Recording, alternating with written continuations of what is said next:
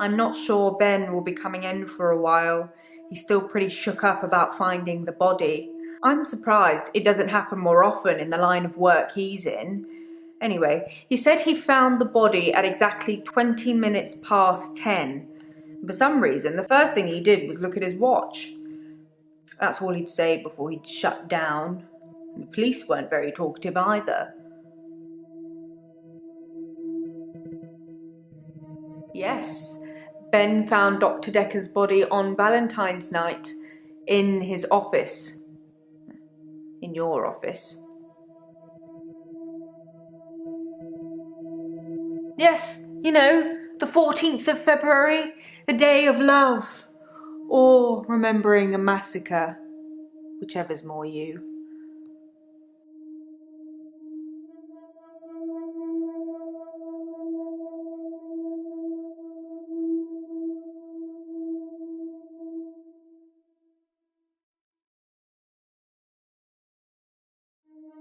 I don't know, Doctor. I wouldn't say we were best friends, but we did spend a lot of time together. There's only 2 of us that work here. I'm sure we'll become friends too, Doctor. Just try not to get murdered. Sorry, didn't you know? Ben's one of the night shift cleaners. I'm sure he's got some tales he could tell. The police wanted to know what I was doing Valentine's night, when the body was found. I was at home, all on my lonesome. So I guess that makes me a suspect. I think the police want you to make a short list of suspects, or maybe even find the killer. You're seeing all the patients that were on the books when he was killed. There was no forced entry, so they think it might be someone he knew, or someone who had access to the office. Like little old me. Do you think I'm a suspect, Doctor? Oh, well, I wasn't expecting that. I suppose everyone's a suspect at the moment, even you. They did mention I needed grief counselling, though, and I said you'd sort me out. I know you didn't agree, but I thought I'd let you know. That's very kind of you. I don't know exactly, but a stabbing of some kind. We'll be getting the autopsy through at some point. I'll let you know when. I didn't see it myself, so I don't know. But I heard it was a bit of a mess with all the blood and everything. They have people who clean up after such things, though, so you really can't tell, can you? But don't worry. That's a new chair. All I know is the police took his chair. Forensics, I suppose. He was stabbed, so that's quite a personal thing to do. I wouldn't be surprised if it was one of the patients who had a problem with the treatment they were getting.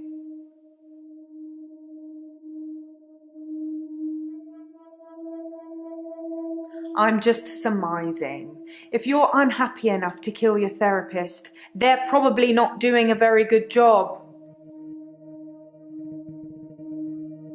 I wasn't really in his social circle, so I don't know if he had any friends. In terms of enemies, I heard things get heated in his office sometimes, but I won't name any names. Susan, Annabelle, Melissa, there are some names, but they're not names of anyone I know.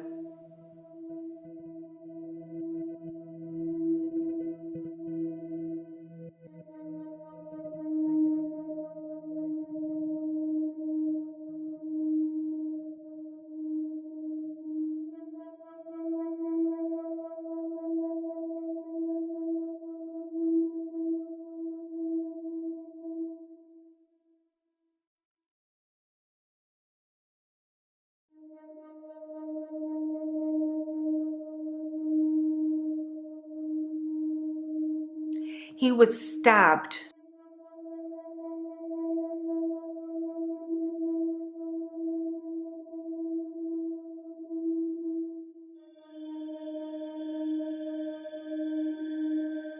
Yes. Ben found Dr. Dekker's body on Valentine's night in his office.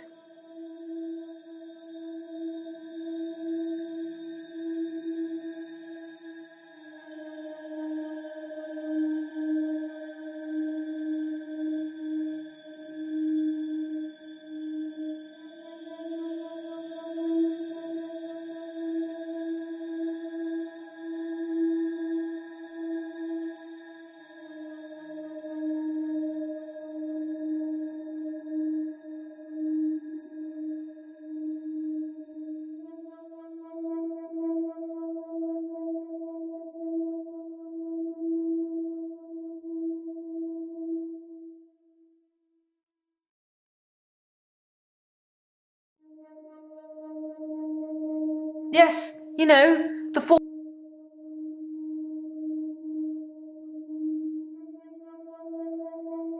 Yes. Ben found Dr. Dekker's body on Valentine's night in his office. In your office.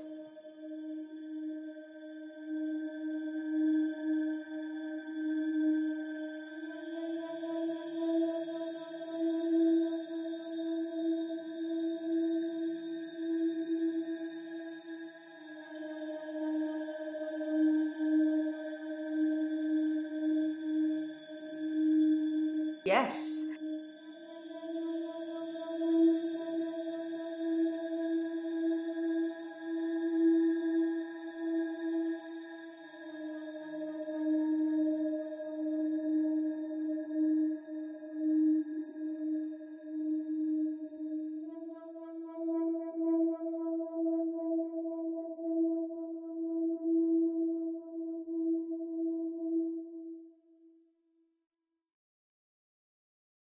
Yes.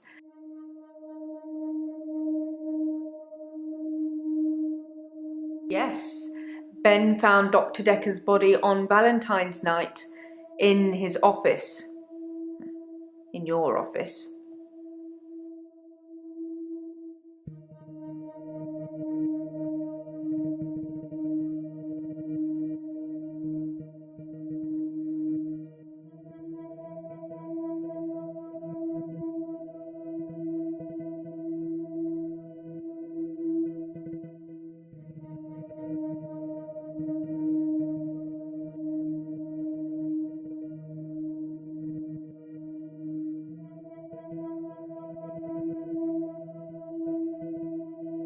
I don't know what Dr. Dekker was doing here, and my services weren't required that evening. He'd often stay late though, so it wasn't that unusual.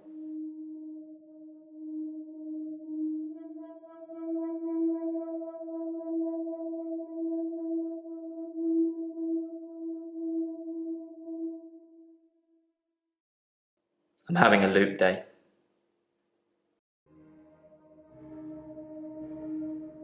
It's a do-over day? You won't remember. What's the name of your assistant again?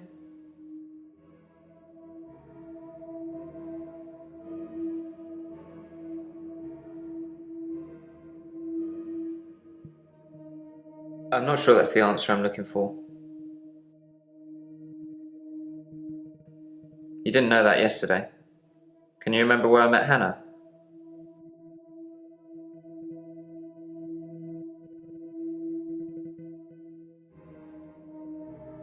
Well done, Doctor. Yeah, we met at secondary. Wouldn't it be funny if my day loops if you fail to get a question right?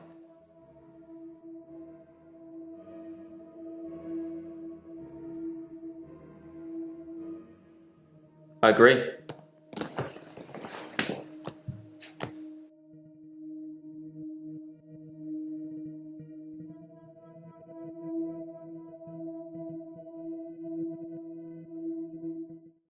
I'm having a loop day. It's a do-over day. You won't remember. What's the name of your assistant again?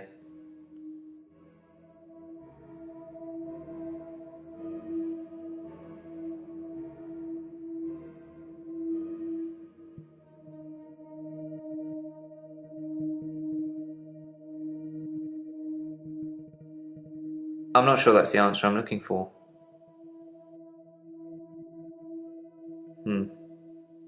I suppose you did remember that yesterday. Can you remember where I met Hannah? Yeah, at secondary school. It's been fun, but I've got a pill.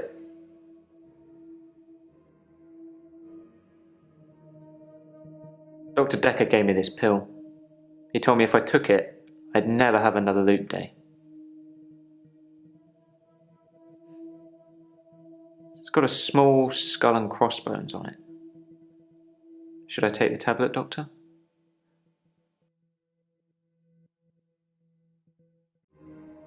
You're cool. I don't think this is getting us anywhere, though. I'll see you tomorrow. Again.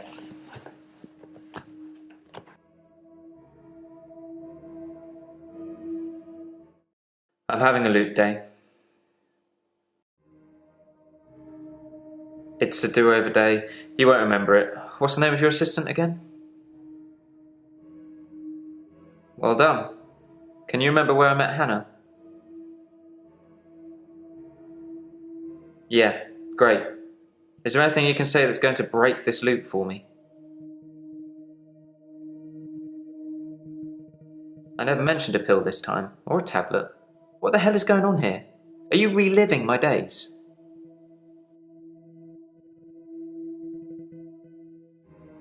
Something somewhere has changed since you arrived.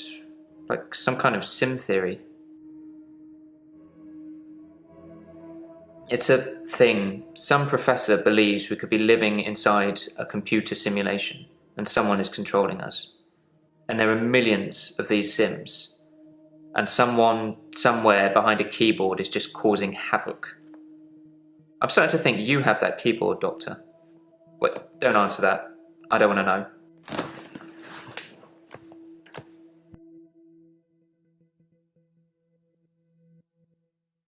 Midnight each day. On Valentine's night, Time as you know it freezes. 20 minutes past 10. Keep up, Doctor. Thinks we're going to smother her in her sleep. I'm a grave digger, Doctor. I was at home, David is my husband. all on my lonesome. Stabbed him with a steak knife. Nothing changes. I'm a qualified angel of death. When I'm dancing, You get this day over and over. Hilda, I black out. I don't think she's got long. And Laurie just... Naked on the beach. Hannah. Is that it for today?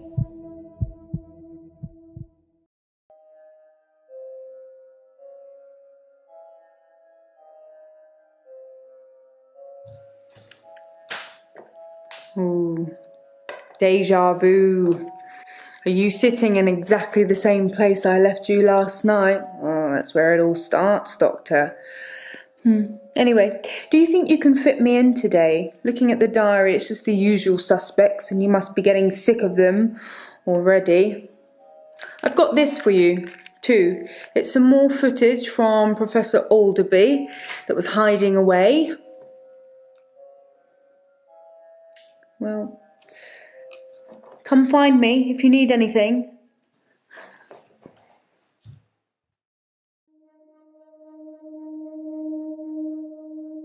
Hello again, Doctor. I had a bit of a shaky loop incident, but let's not talk about it. Yesterday, I set fire to Hannah's clothes in the garden. I just wanted the day to move forward. I instantly regretted it. And lo and behold, here we are, a new day. Hannah's clothes are a pile of ashes. I've kept almost all of her stuff as she left it. It's just the clothes. I've decided to burn those yesterday, so here I am. Hannah loved clothes. Every season, she'd donate her entire wardrobe to some charity or another, and only buy stuff she loved. I was left with winter. I don't even know what her favourite season was. Does it matter? What's your favourite season, Doctor?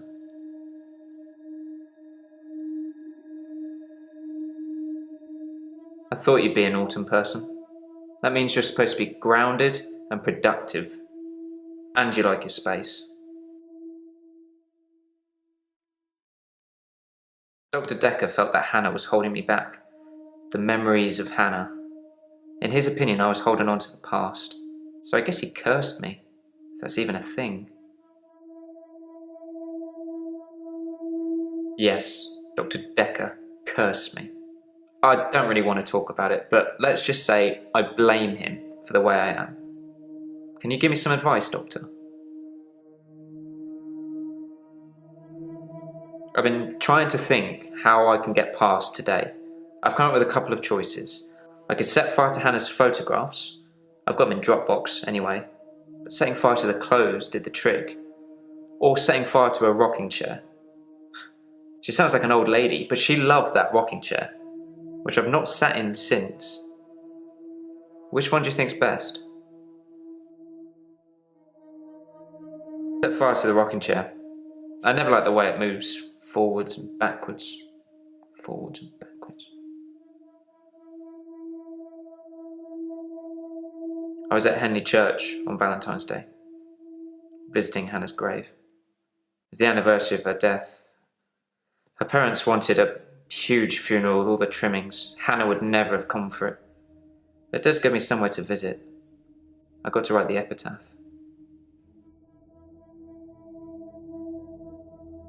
I left Henley Church about 11 o'clock on Valentine's Day. I was talking to an archaeologist who said they'd uncovered some fossils resembling a strange cephalopod-like creature. Strange place to find an octopus, really. What? Do you think I've got something to do with Dr. Dekker's murder? Maybe you should ask your assistant who Dekker saw that day.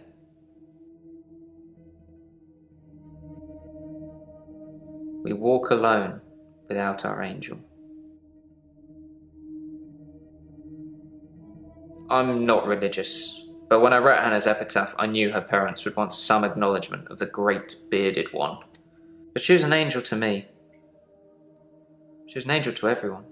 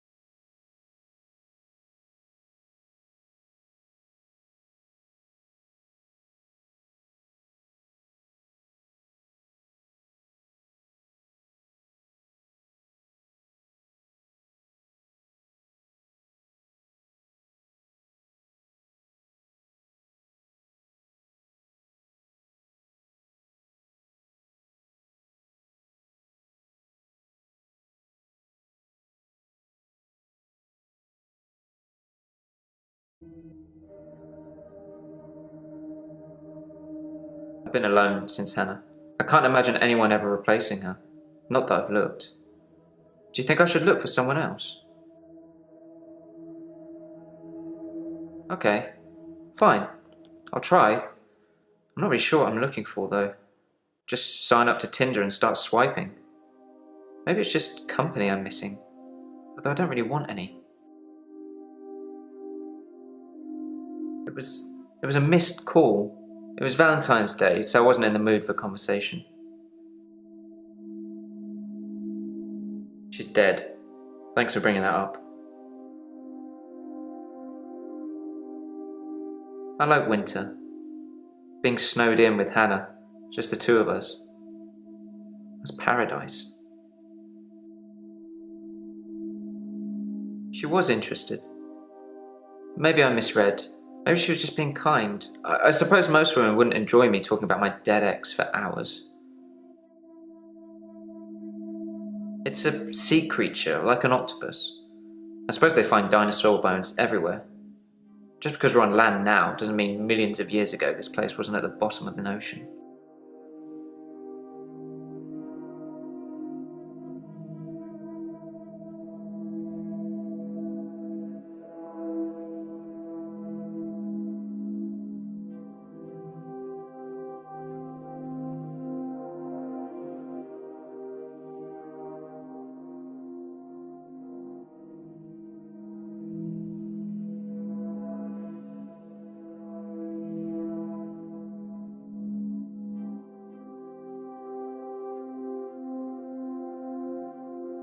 She stopped breathing. I don't know. I was 6. Something to do with her lungs.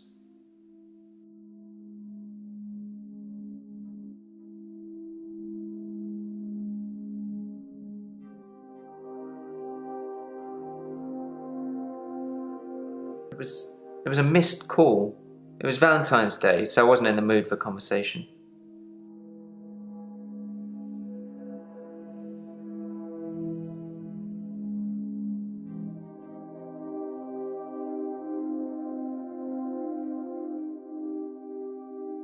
Can't help you.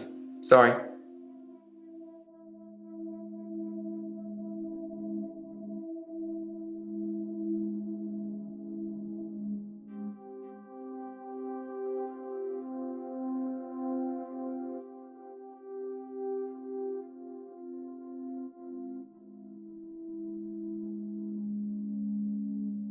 That's not really.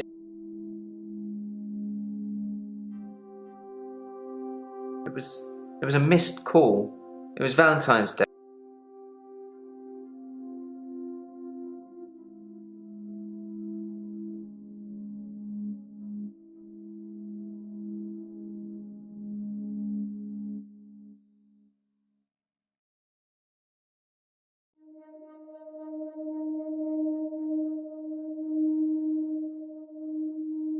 Sorry.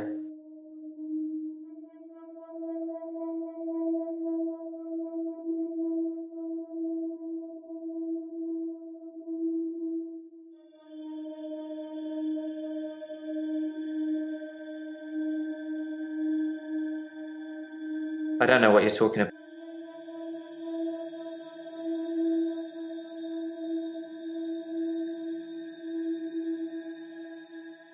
I've kept almost all of her stuff as she left it. It's just the clothes. I've decided to burn those yesterday, so here I am.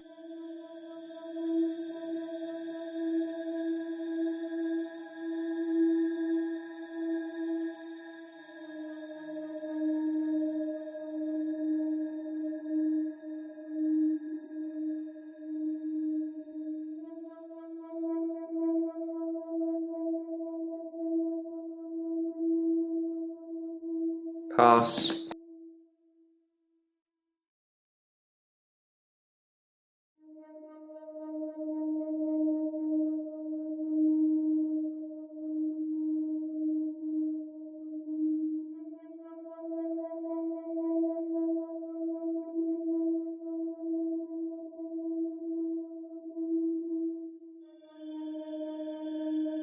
I've kept almost all.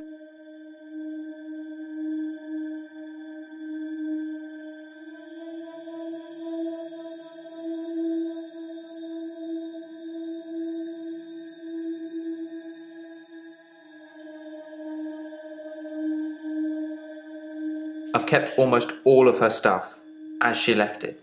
It's just the clothes.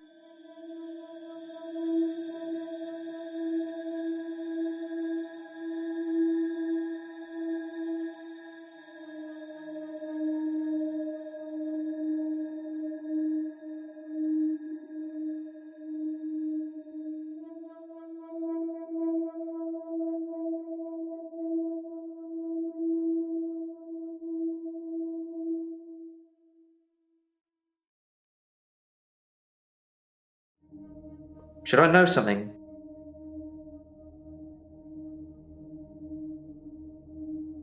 I haven't been back to the beach since our last session, and no blackouts, new doctor, and new hope.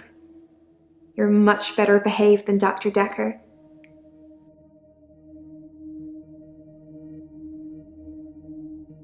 Dr. Dekker dated his patients. That's not good behavior, is it? I think her name was Scarlett? One of his patients, an older woman. I guess that's how he liked them.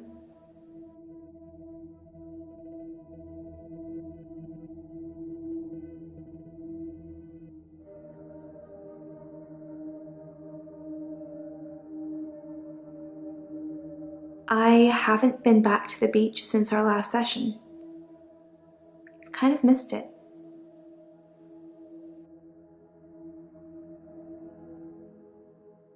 You do something a lot, you're gonna miss it.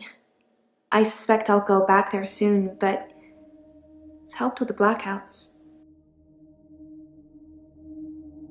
I didn't have anything to do on Valentine's Day.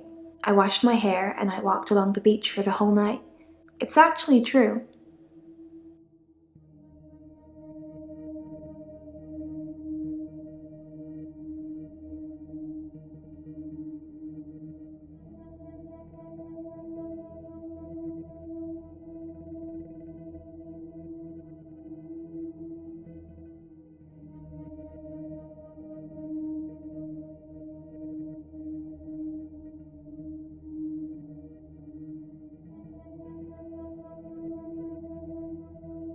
I didn't have anything to do on Valentine's Day. I washed my hair and I walked along the beach for the whole night. It's actually true.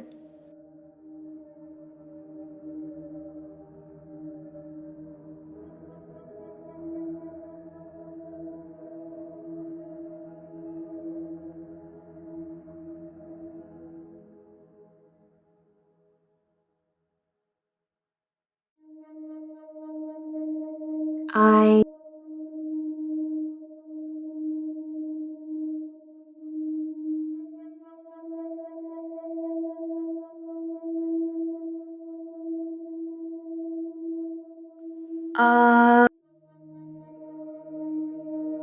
We went out for drinks. Didn't you know? He said it was a breach of something or the other, but I can be pretty persuasive when I want to be. Shh.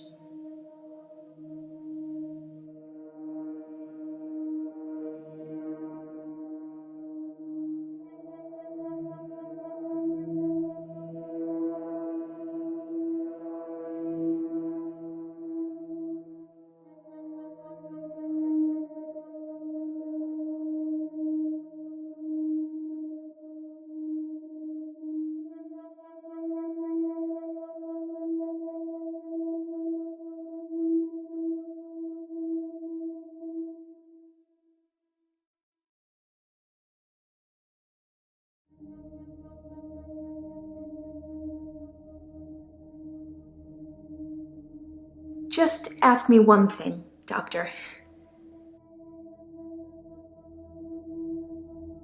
I know, it's pretty hard to believe, isn't it?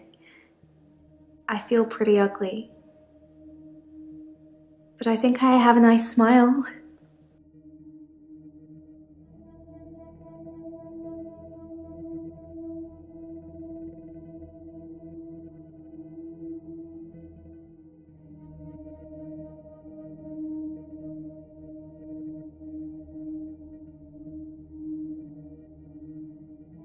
Sorry, no.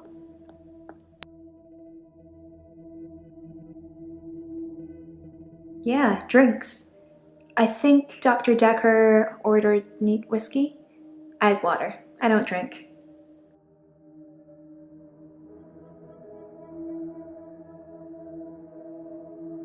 Don't ask me.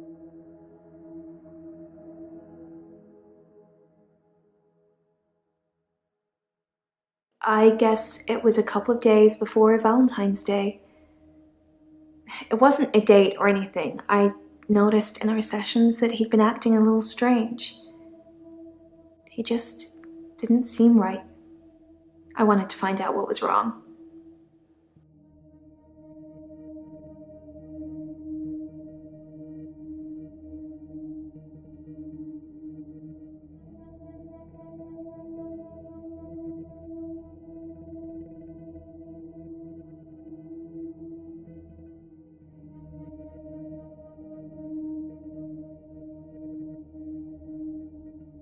No idea.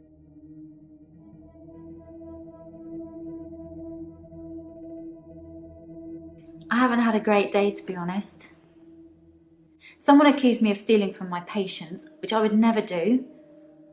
Plus, Hilda's getting worse.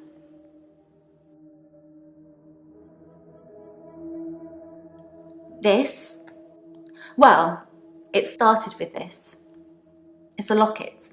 Alice, one of my patients, gave it to me before she died.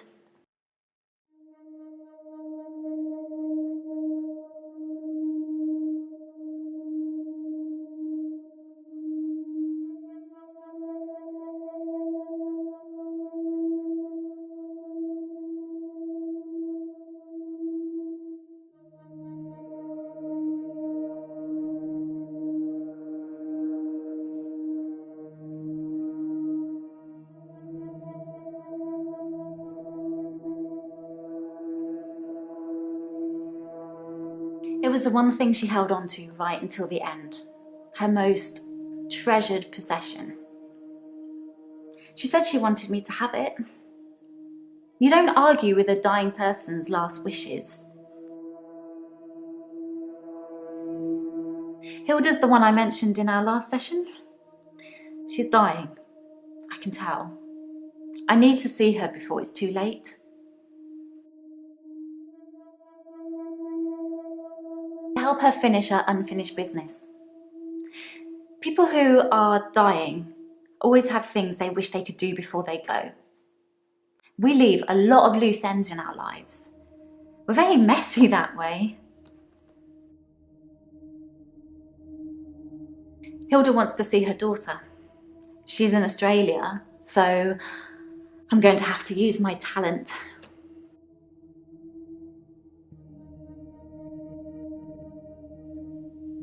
I can change my skin. What I look like. I can turn into a patient's loved one. I just hold their hand and ask them to imagine that the person they want to see is sitting right here next to them, and I become them. It's how I help them move on. That's how I comfort them.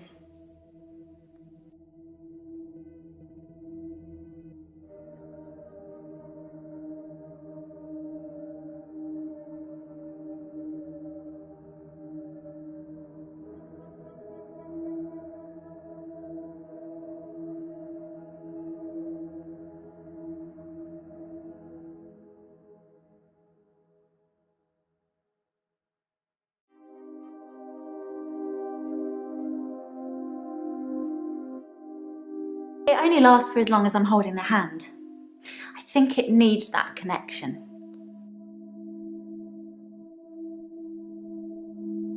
I only shift at work to help my patients. I don't have any interest in using it as a party trick or to deceive anyone.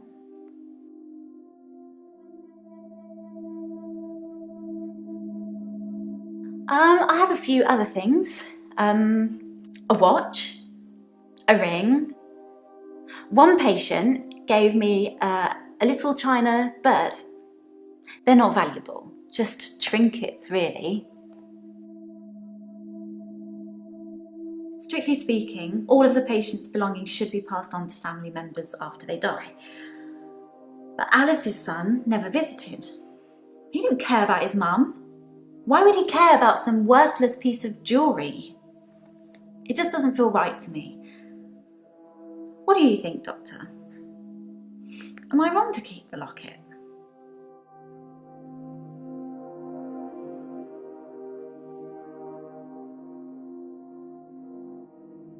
Really?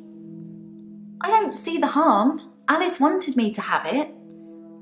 You and Terry and all the other nurses just don't understand.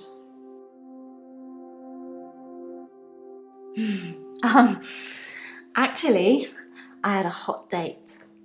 It wasn't anything serious, just some guy I know. But it was a nice date, different to what I'm used to.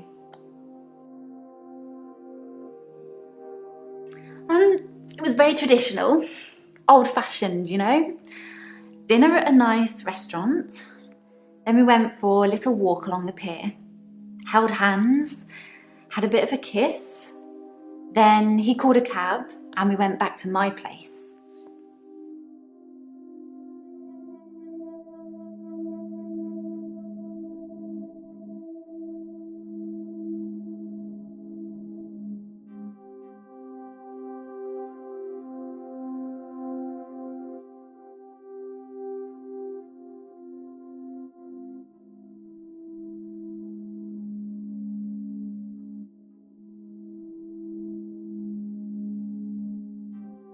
I don't know.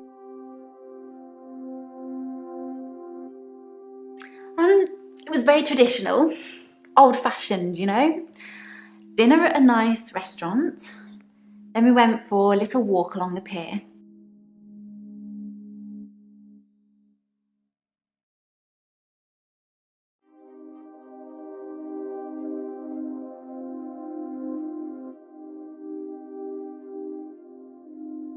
I think we've got a bit off track.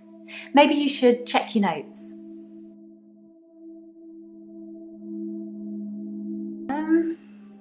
I'm not sure what time Max left. We fooled around for a bit at my place, so early hours of the morning? Yes, I had a session with Dr. Dekker on Valentine's Day. 3 o'clock, I think. Just a few hours later, I still can't get over it.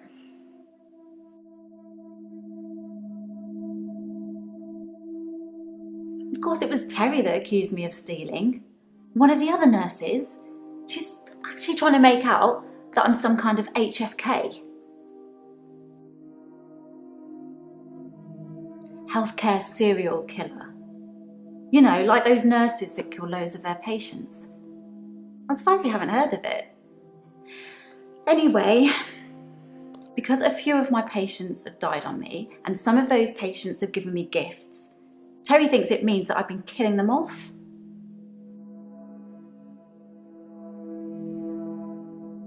His name is Max. He's really sweet, but I don't see a future between us. He's not really my type.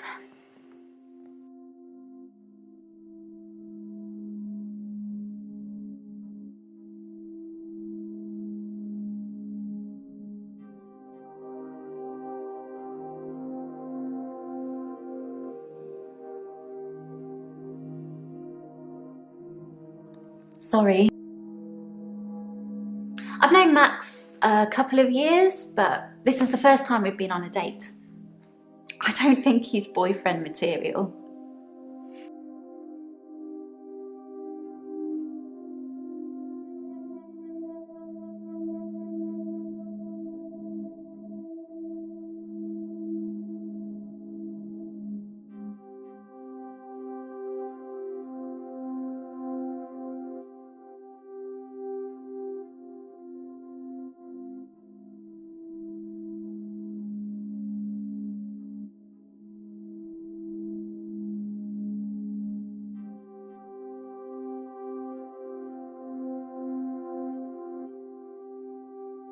What do you want me to say? It was Valentine's Day.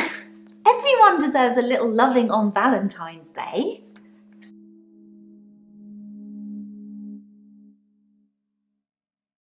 I can sense it, you know?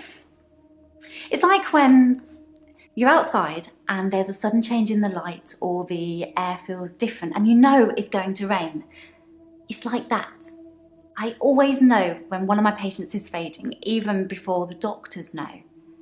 Their energy changes. It sounds silly when I put it into words. I sound like my mum.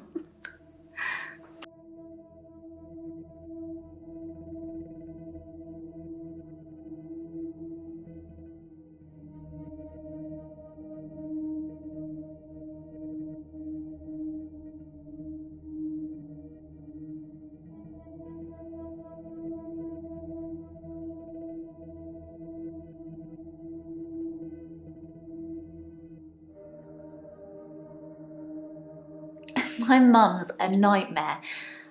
I said she was into all this new age stuff, right? So she thinks she can tell me what I should be doing all the time because she got a message from her spirit guide that said I'm not eating well, or I'm not getting enough sleep, or I'm not looking after my inner moonbeam or whatever. It drives me nuts. But she's my mum. I love her, so I have to take it.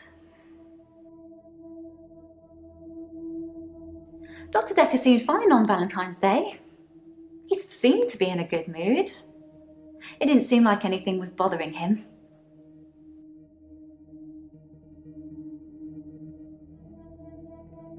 It's the anniversary of my parents' death today. I went to the lake house. I always go to the lake house anyway, but it's also where they died. I stood for a while, looking across the water. It's peaceful there. It's the place that makes me feel the most. There was a girl there, by the lake, only about 9 or 10. She was fishing, if you can call it that, with one of those nets on a stick.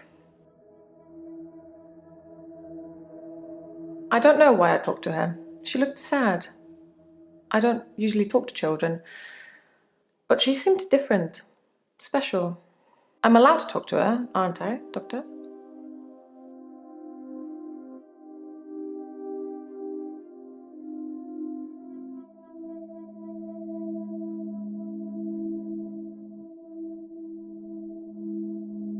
David had been hunting again, and, well, she's seen some of the skins he hung around the lake house.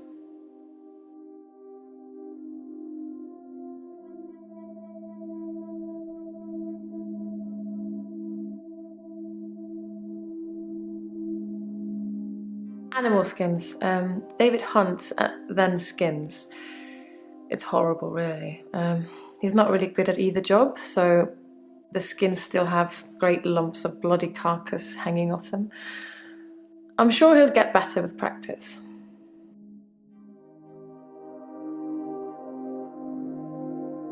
They died of carbon monoxide poisoning. I was staying at a friend's house. Otherwise, I would have died too.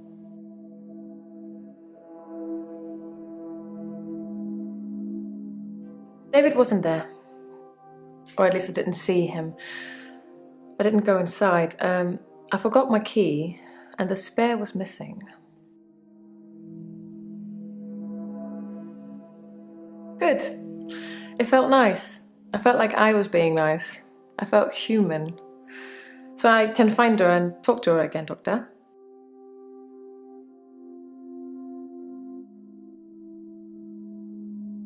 Then I will. I'll look for her next time I'm there. The day Dr. Dekker was killed, I had a session with him in the morning at my usual time, 11 o'clock. That was the last time I saw him.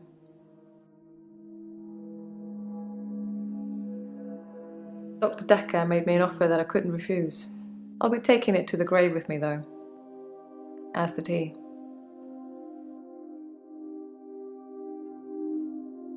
I don't know. I suppose she just reminded me of me.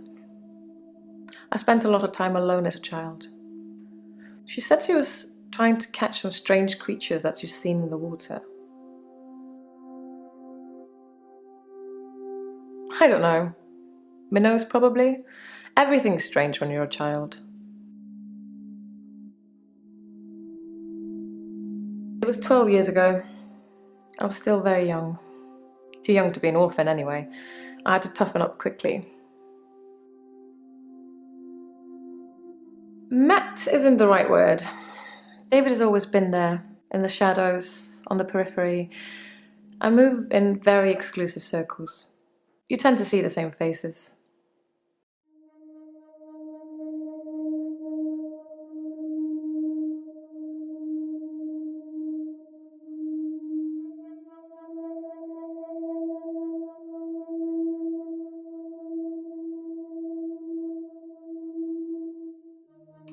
I see what you're trying to do, but I really don't know anything. I don't move in any circles anymore. Those people were my parents' friends, not mine. Love? Yes. I suppose I always will. Valentine's Day night, I was at the lake house, watching David, like I always do.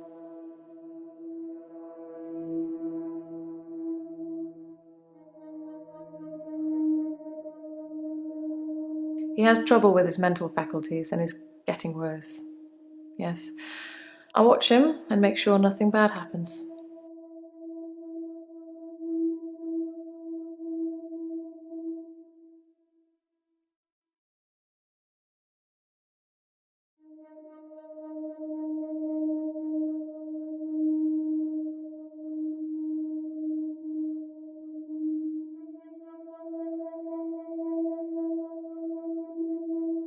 I don't know anything about that.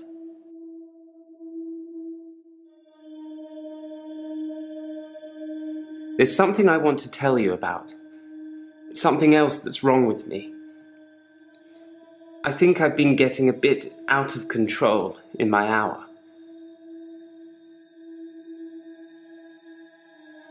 When I first got the hour, I was shocked, obviously. It took me a while to work out that everyone was frozen and only I could move, because I live on my own. What would you do, Doctor, if you had an hour where everyone was frozen? Go to a fairground?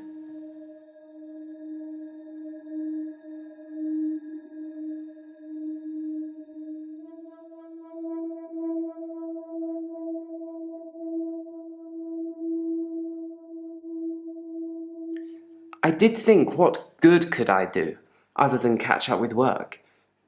I did see a woman who was having her purse snatched, so I gave her purse back, and the crook, I placed him on a bus a few blocks away. I have no idea where it was going. She'd never really be able to thank me, so I took another picture.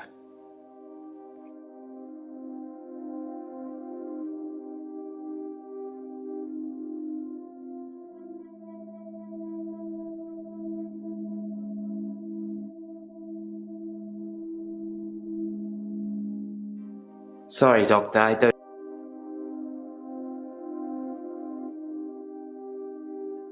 Ha! That was just an example, Doctor. I'm sure you can come up with more exciting things to do than that.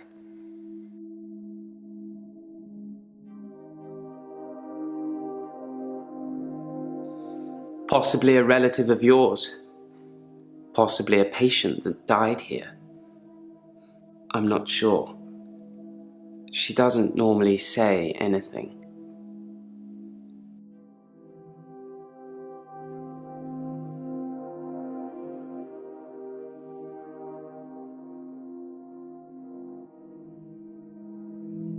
I don't have anything.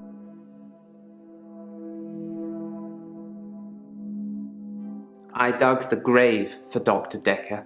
I helped carry his coffin to the burial site. Do you know what? It didn't weigh enough to have a body in it. Why do you think that is?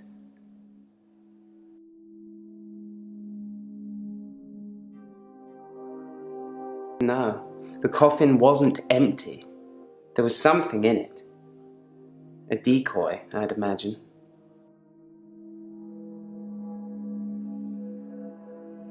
I'm guessing he was buried somewhere else, or cremated.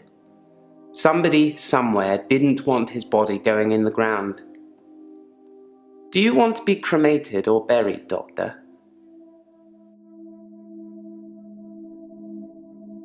That's a good choice, Doctor. Less work for me. I spent most of Valentine's Day at the art gallery. Well, the evening part, anyway. They had a display with the theme, Love Conquers All.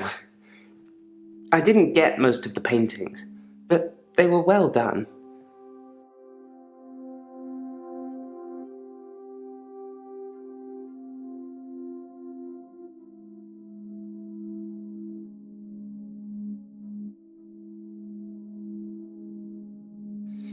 I don't really know about that.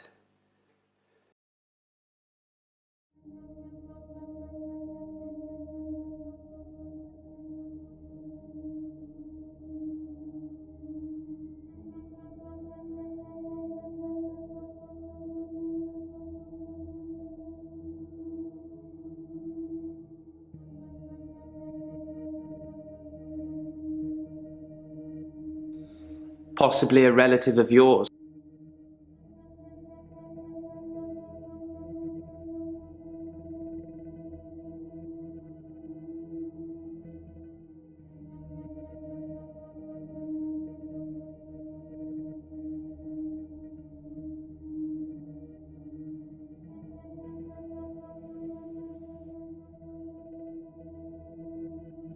Yes, I would steal too. And I have stolen. I ran out of milk, so I thought I'd go to the local all-night shop and get some more. I was absolutely intending to pay, but when I got there, everyone was frozen. I thought about leaving money on the counter, but that seemed weird. The cashier would wake and suddenly this money would have appeared from nowhere. but I've stolen bigger things.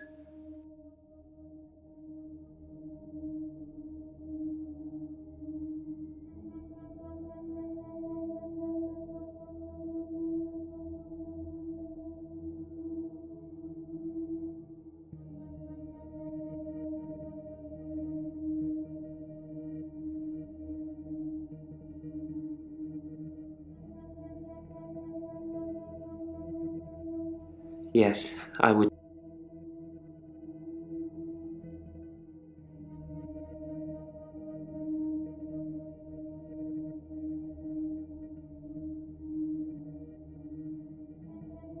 From stealing milk, I moved on to petrol. From petrol, well, all those supermarkets have all kinds of electricals, so I've stolen quite a lot of that. I'm not proud. I think I've been doing it because I can, to prove to myself either way, my extra hour is actually real. Well, that makes me feel a little better. There's a young mother, divorced, who lives opposite me. Jessica. She's friendly and says hello to me, smiles. I've always wondered what she looks like naked. So 1 hour, I broke into her house. She was standing in her bedroom. I took it as a sign. I took off her clothes and...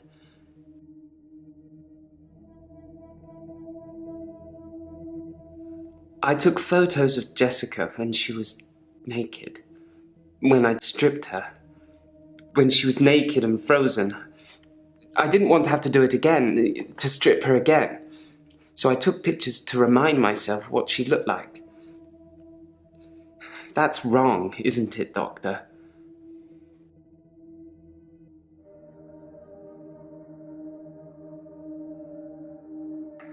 I know.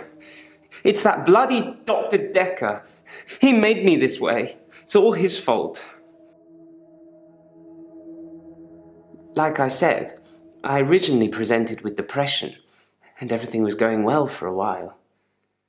Then Dr. Dekker changed. He was easily distracted during sessions, like he wasn't listening. I'm pretty sure he wasn't listening half the time. I don't think he wanted to know about his patients anymore. But when he did give you advice,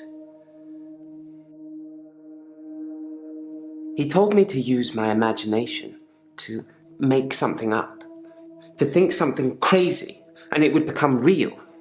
He told me to think of a way to get more time. So I did. But he pushed me. He made me think it.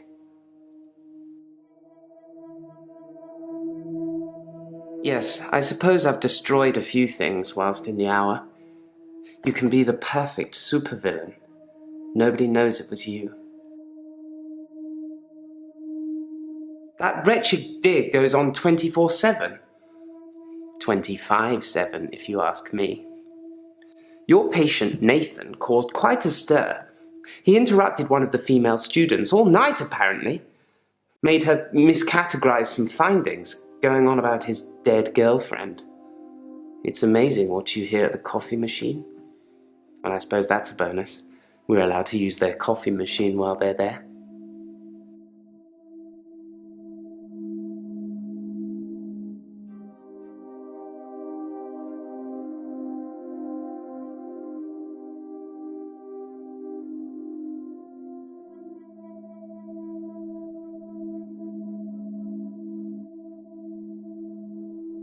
That wretched dig goes on 24/7. 25/7, if you ask me. Your patient, Nathan, caused quite a stir. He interrupted one of the female students.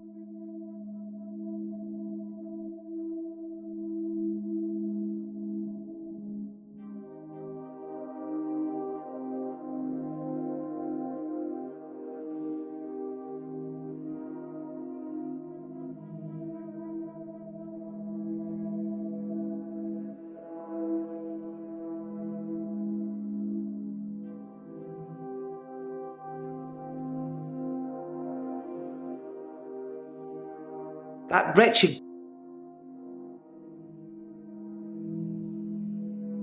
Because you have to hope, don't you, Doctor? It's only the power of hindsight that made me realize how toxic it all was. And after a point, you go too far to be able to come back anyway.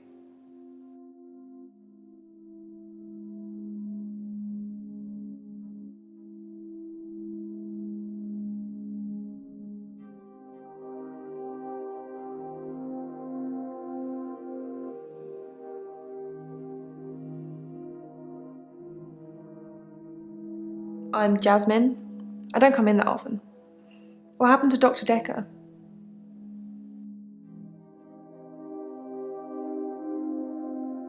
When you see a painting, it stands still. When I see one, it's moving, like a mini film, like little vines. But when there's a person in the painting,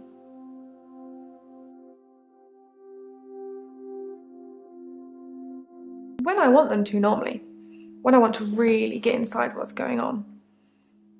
But some paintings, I can't stop.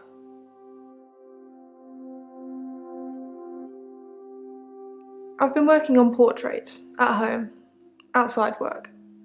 But my paintings aren't so good, nowhere near Providence standard. I painted a man, Dorian, you know, after Dorian Gray. I wanted to try and capture someone aging, so I divided the face into thirds and painted a boy, his father, and his grandfather in each third.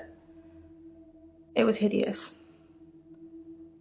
And it started talking to me. That I'm ugly, that I have no talent, nothing will become of me. Is that true, Doctor?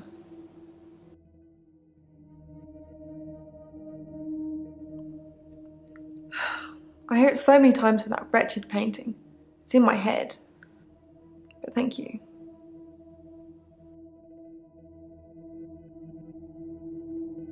He was shy, and then less so. When I told him about my problem, he told me to set fire to it.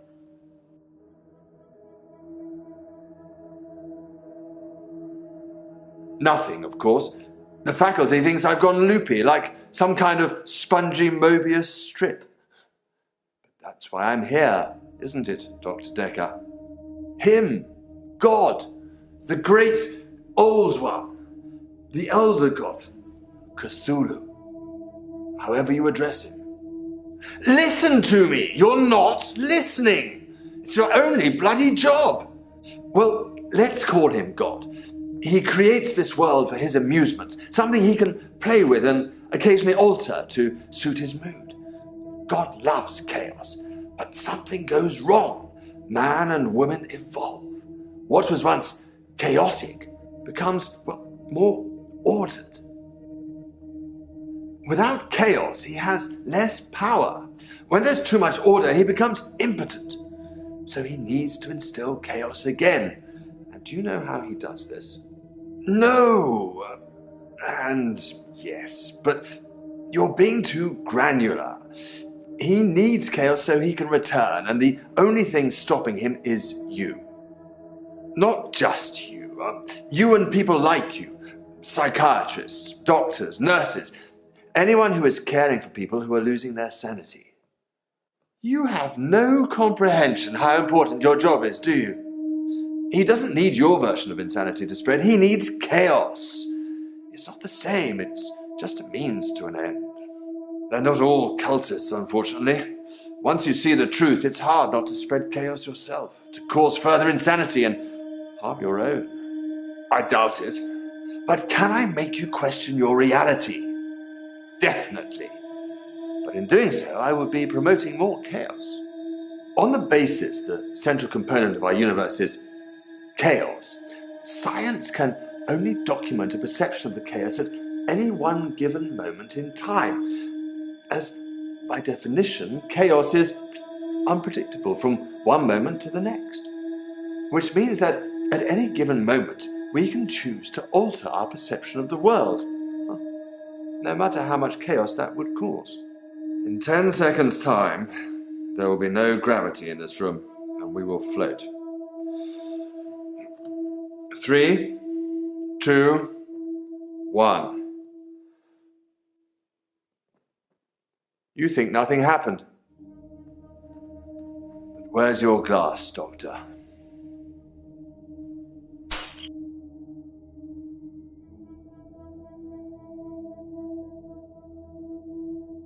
Yeah, he could have been more specific. I tried to set fire to Providence. At that time, I thought the only way to fix my problem was to set fire to the entire art gallery. Several paintings didn't make it.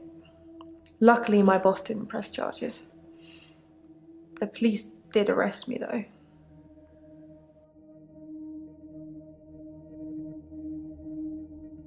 My boss, Petra, she's just lovely like that. Providence has gone through some tough times, and I've only been there a year. She invested her life savings, and it's still not making any money. Such a sweet lady. You'd do anything for her.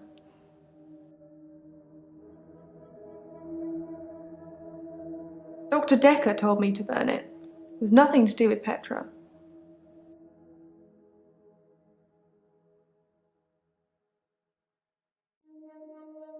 No. Why are you saying that? I don't even know if Petra has insurance. I already ripped up the painting. It screamed as I cut it. And now whenever I close my eyes, I can see it, hear it. I need the tablets, Doctor. I need them. The temazepam? The sleeping tablets. The ones you gave me last time. Dr. Dekker gave them to me. They helped. I know it's in my head. I know paintings can't talk. What's wrong with if I do this?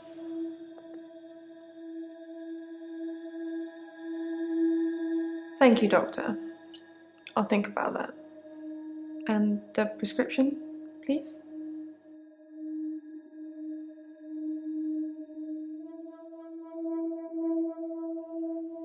They watch me. Normally disapprovingly.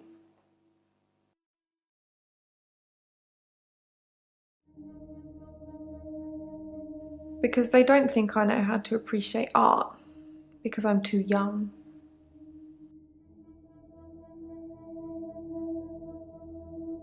Yes, of course. Otherwise I wouldn't be working in an art gallery.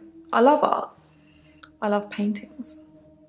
Like I said, they move for me. We had a display in the gallery based on Love Conquers All, so I had to work.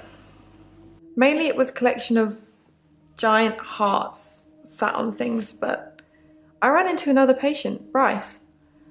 I'd never really spoken with him before, but he's quite an art critic. I couldn't get rid of him until I finished work at 11. There's actually another guy who takes over on the night shift. I'm not sure if he kept talking to Bryce though. Providence is open 24 hours.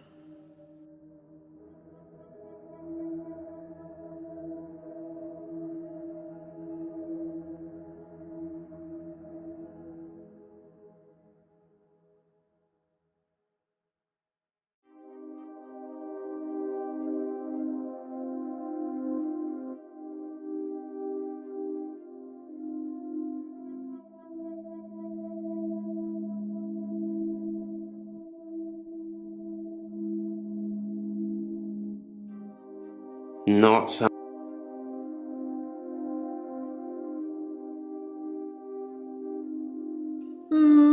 There's not much to tell. I knew he was a patient here. I'd seen him in the waiting room a couple of times. He likes art and talking and looking down here instead of up here. Oh, when? How? Sorry, you probably don't know, do you? Ouch. I didn't really know him that well. I'm trying to remember what I was doing on Valentine's Day now.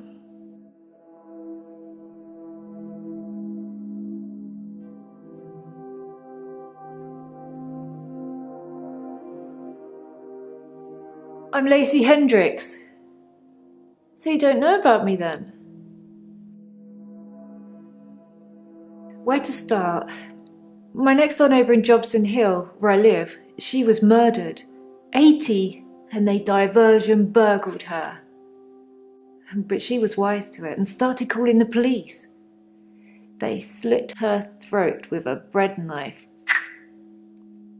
So I started a neighbourhood watch.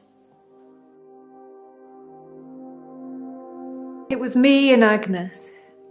Everyone else thought we were overreacting. If they want their throats cut, that's up to them, living in their bubbles.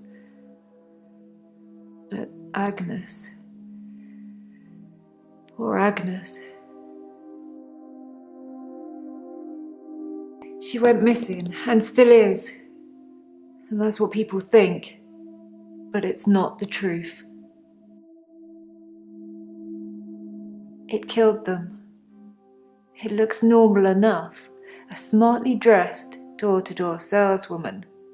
I know because I heard my other neighbours shout at her. No Jehovah's! They think anyone knocking is a Jehovah. But she said she was selling double glazing.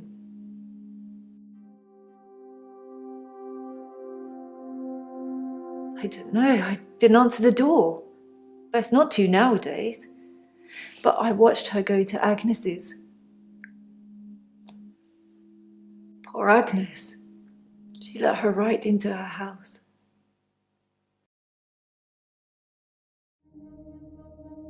I could only see the silhouette. It turned from a person into it looked like, I guess you'd call it a Medusa. Snakes for her face. And Agnes just fell to the floor. A few minutes later, the woman left, smiling like the cat that got the cream. That was the end of Agnes. I saw it with my own eyes. What more proof do I need? You're starting to sound like Dr. Dekker. He didn't believe me either. I was at Henley Church. They had a service that ran right up till midnight. For us less fortunates without a love in their life. Well, now. Do you have someone, Doctor? Do you have a love in your life?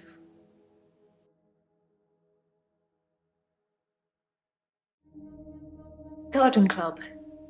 You should come with me one night.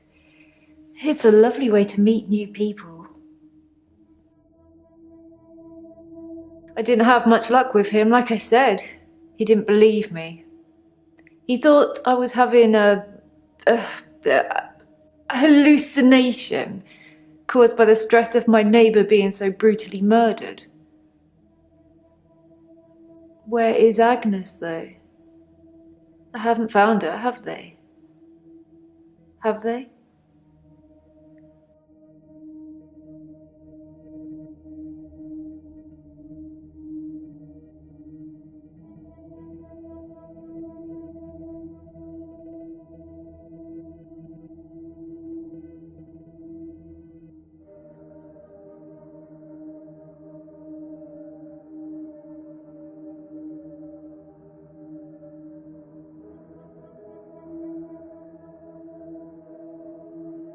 It was me and Agnes.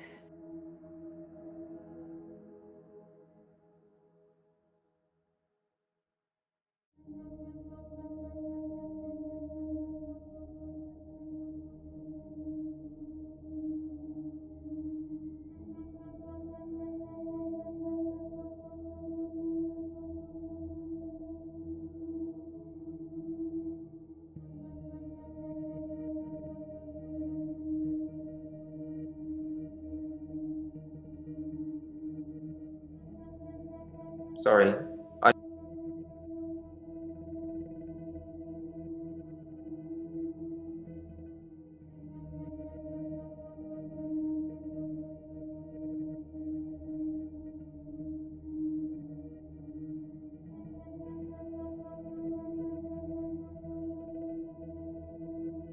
I left Henley Church about 11 o'clock.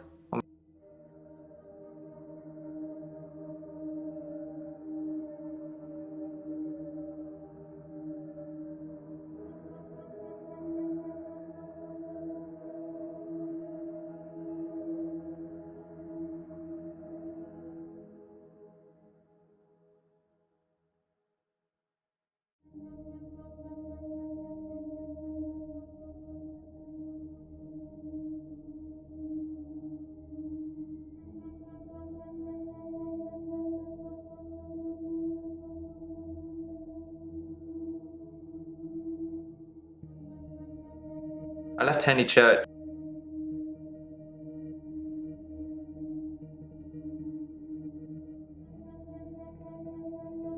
Hello again, Doctor. I had a bit of a shaky loop incident, but let's not talk about it. Hello again, Doctor.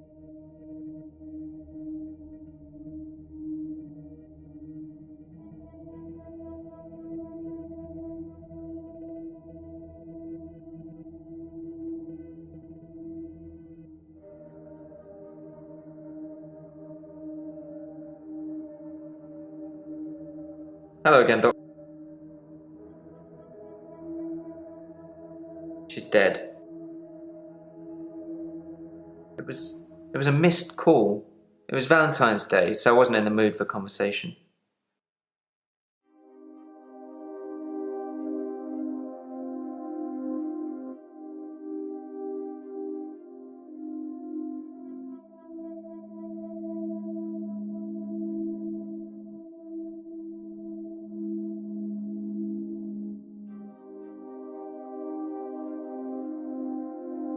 I meant I wasn't in the mood to talk to Dr. Dekker.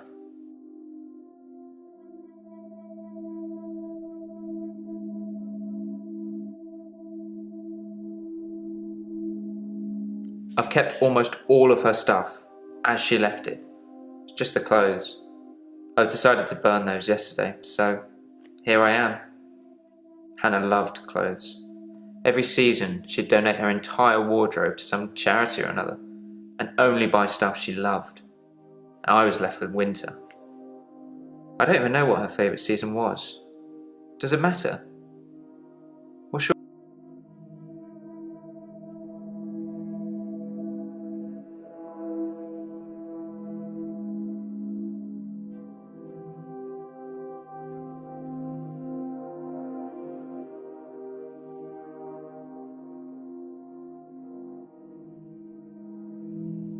I don't know.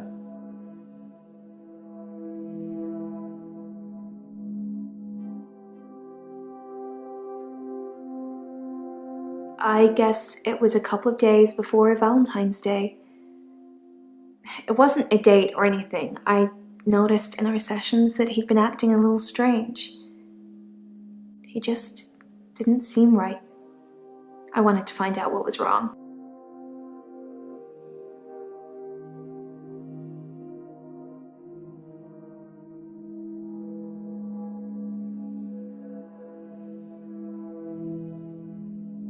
Clueless.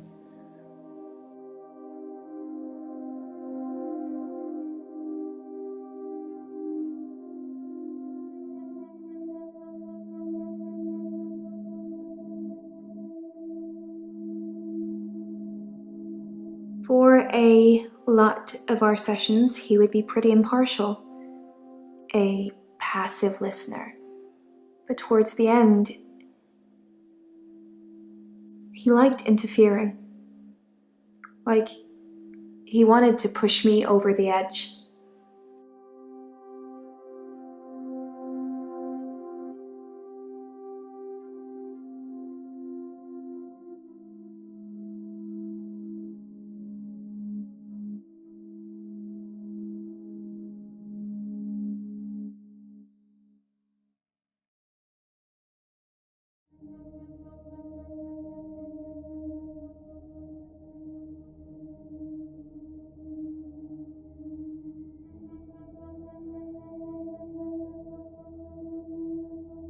I just felt like I had some kind of special power, and part of me wanted to use it. And he urged me to do that.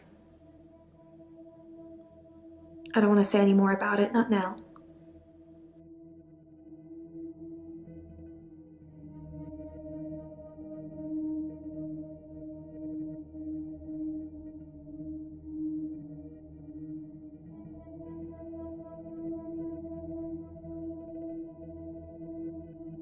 Don't know. It's cold in here.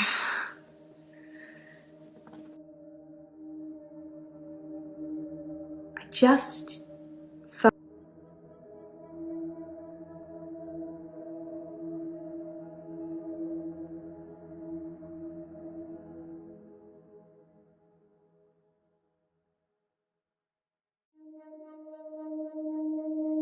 I'm a shape-shifting vampire werewolf. I said I didn't want to talk about it.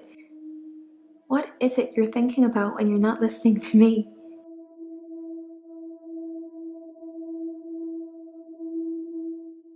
For a lot of our sessions, he would be pretty impartial.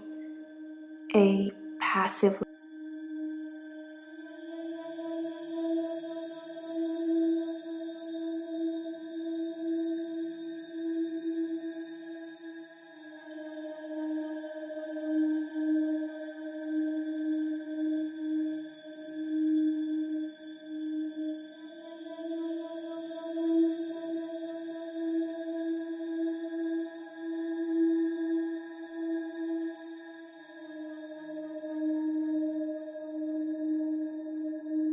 I don't know.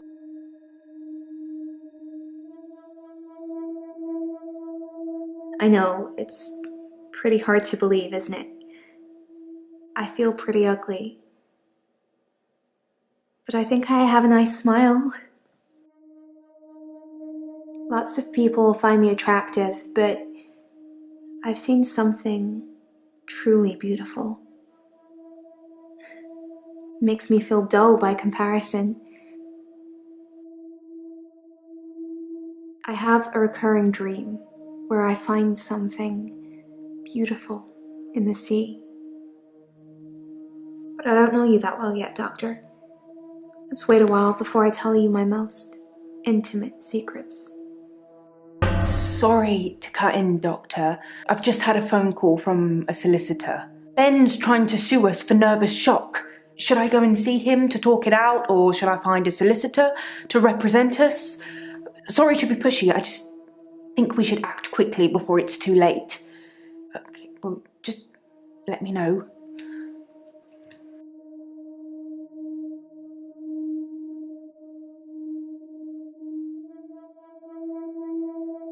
Hey you!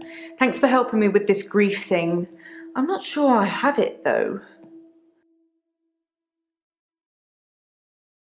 So, should I get a solicitor, or shall we try and talk it out with him?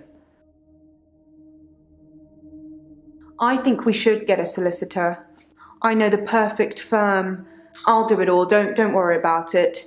And that's why we've got insurance for these kinds of things anyway. But the cheek of it. I don't really know where to start. I feel a bit numb. Maybe we should just talk about him. On Valentine's Day, Dr. Dekker had a session with Claire Castleford at 11 and that nurse, Elin, at 3. Everyone else cancelled. You should see this place Christmas Eve. I was at home though, so I don't actually know who came in. Dr. Dekker did phone and ask me for Nathan's number, which is a bit strange. It hadn't even been a year. He was a quiet, solitary man, a good listener, as I suppose you'd need to be. His confidence did grow as time wore on, but that's what you'd expect after you've fitted in. I mainly miss our chats. He used to work late with me and tell me things about the patients, things that I probably shouldn't have heard, but did. What do you think of the patients? Nah, perhaps you shouldn't say. You can ask me. Go on, I'll tell you what I think.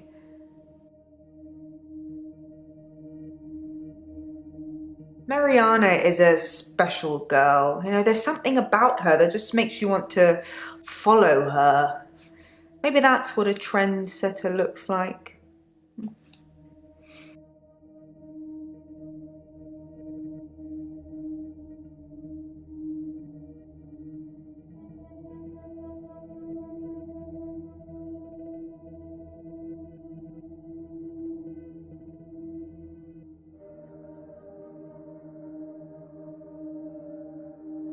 Sorry, say that again.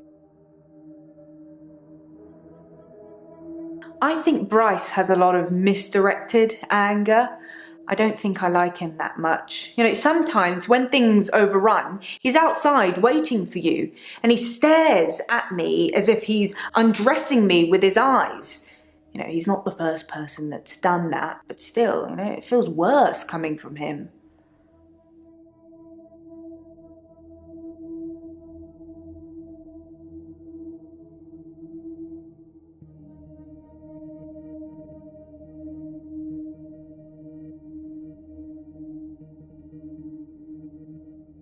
I don't know.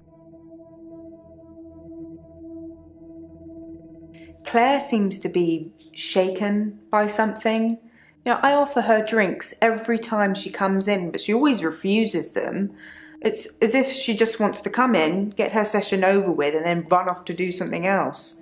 It's a bit rude, isn't it?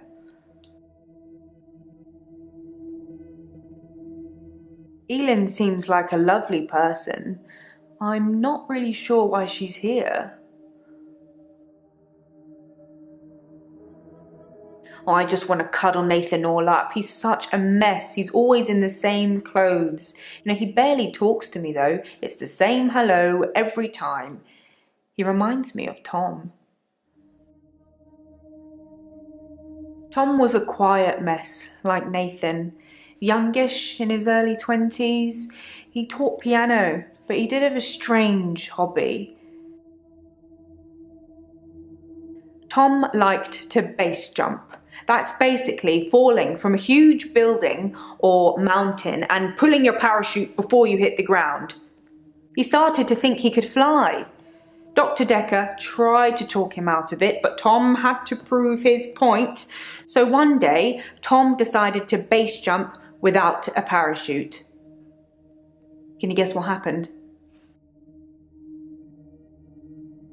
He did die. He was hit by a rock from further up the mountain. He never got to fly. Nathan thinks he knows what his problem is too, but if he's not careful, he'll get hit by that rock. I wish I'd said goodbye.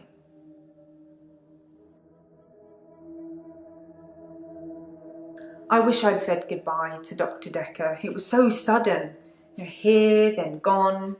He resigned anyway, but that's not the same, is it? Dr. Dekker resigned shortly before his murder. You know, it's sad, but doctors come and go and only poor Jaya remains. I've got his resignation letter somewhere. You know, I do all the hiring and firing around here. Well, Professor Alderby and the Trust technically do that.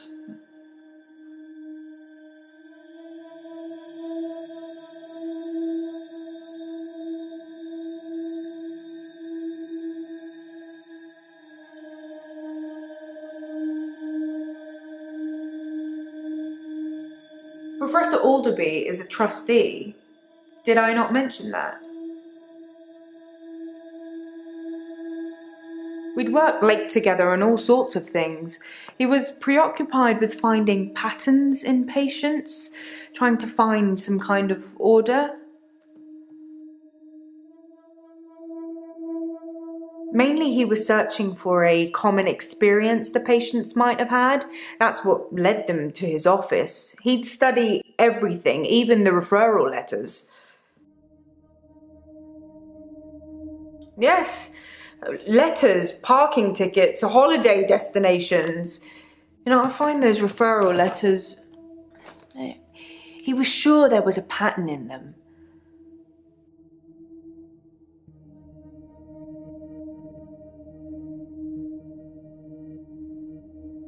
So you watched the tapes, huh? Gold star for you.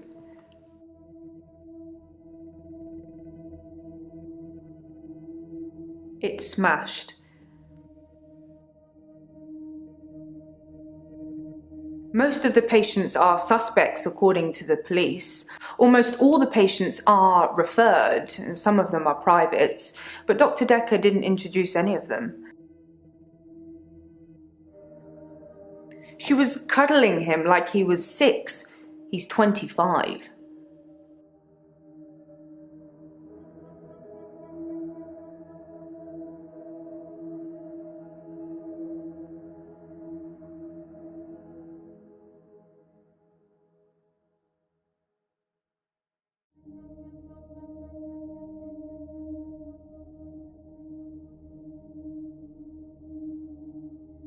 I think fire is very primal in terms of energy.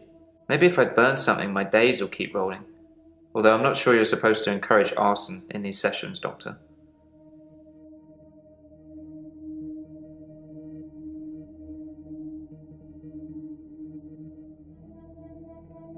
I've kept almost all of her stuff as she left it. It's just the clothes. I've decided to burn those yesterday.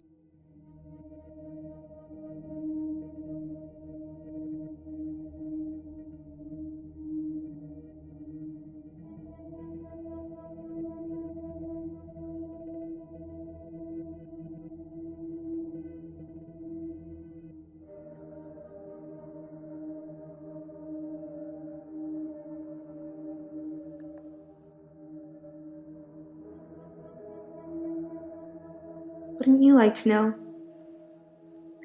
Is our session up now?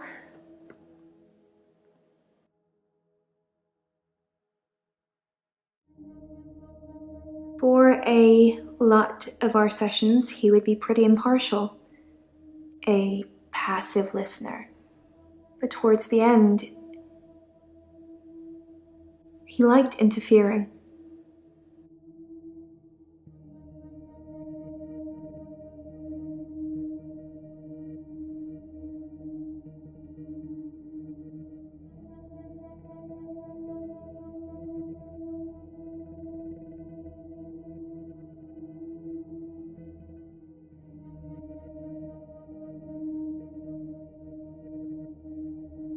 No idea. Is that a dance move?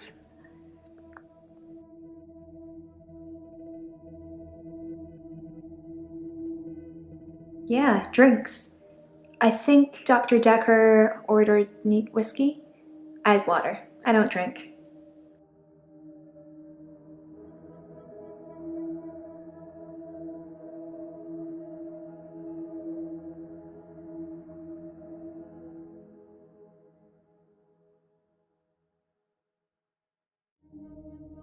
I guess it was a couple of days before Valentine's Day.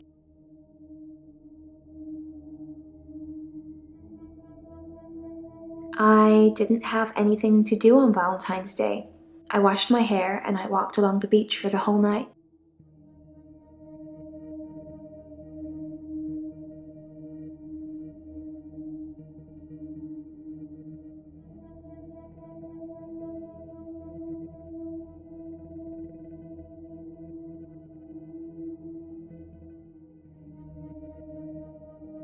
Some girls say that they're washing their hair when they don't want to go out, but I was genuinely washing my hair. Do you think my hair is pretty, Doctor?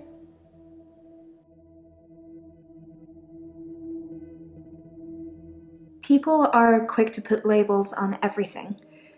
I suppose Dr. Dekker was more than just a therapist to me. We had a lot of things in common, but we weren't seeing each other.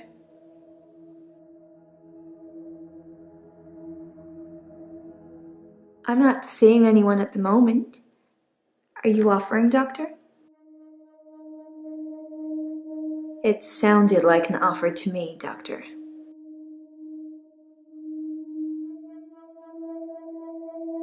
I've danced around in my living room, but no clubs since last time. I like dancing around in my underwear. Sometimes less.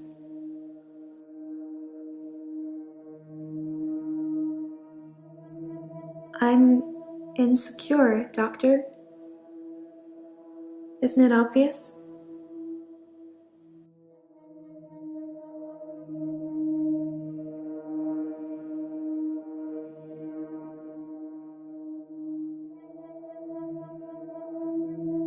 I've danced around in my living room, but no clubs since last time. I like dancing around in my underwear. Sometimes.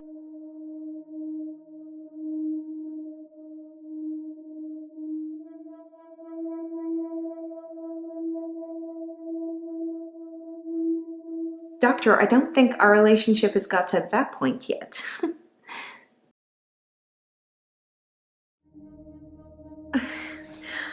It's such a mess. But thank you.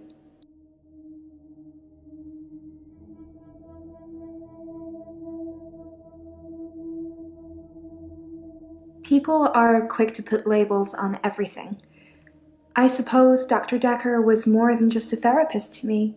We had a lot of things in common.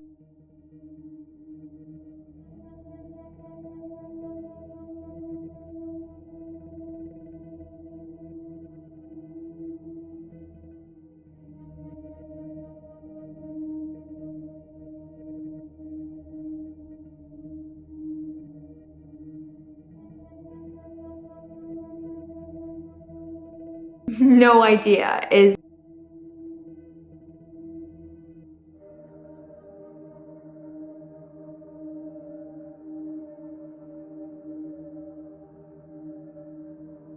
I've danced around in my living room, but no club.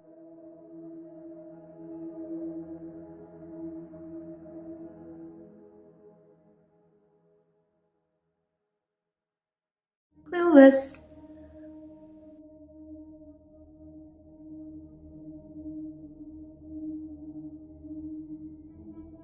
Dr. Dekker seemed fine on Valentine's Day. He seemed to be in a good mood. It didn't seem like anything was bothering him.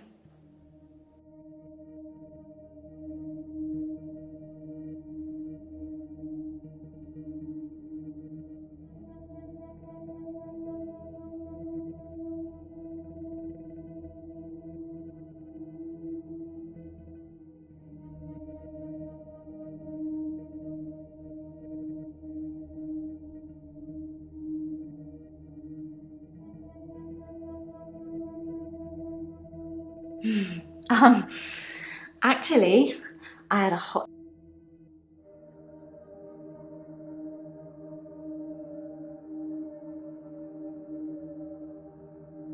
Really? I don't see the harm. Alice wanted me to have it.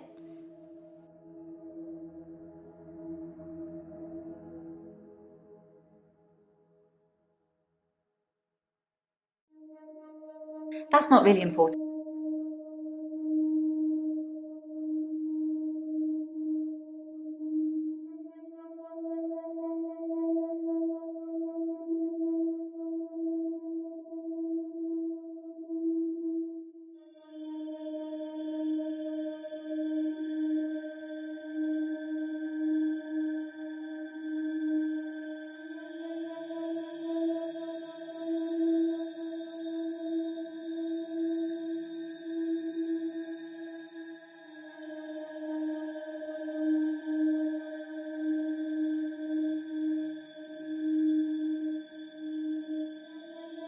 Alice was one of my favourites. She never held back, spoke her mind about everything. But she had a wicked sense of humour.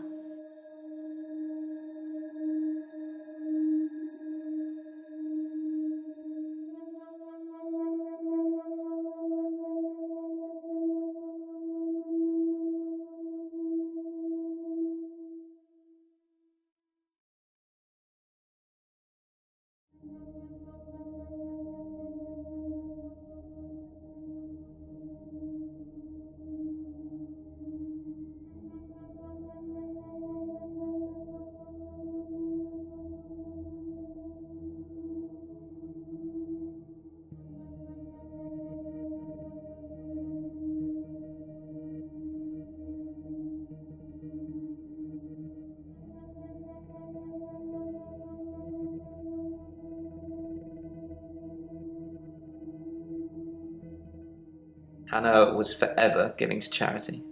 Her things, her time, our money. I actually suggested a charity that Dr. Dekker mentioned called Mind Stretch Outreach. Hannah never met Dr. Dekker. She did donate to his charity once, though.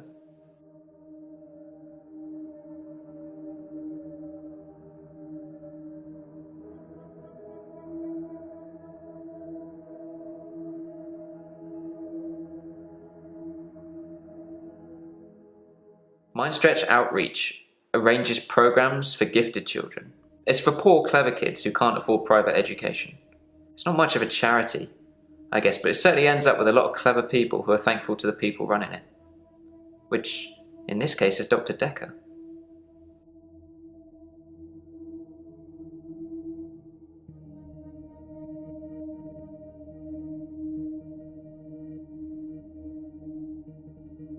That's not really something I know about. Mind Stretch Outreach arranges programs for gifted children. It's for poor, clever kids who can't afford private education.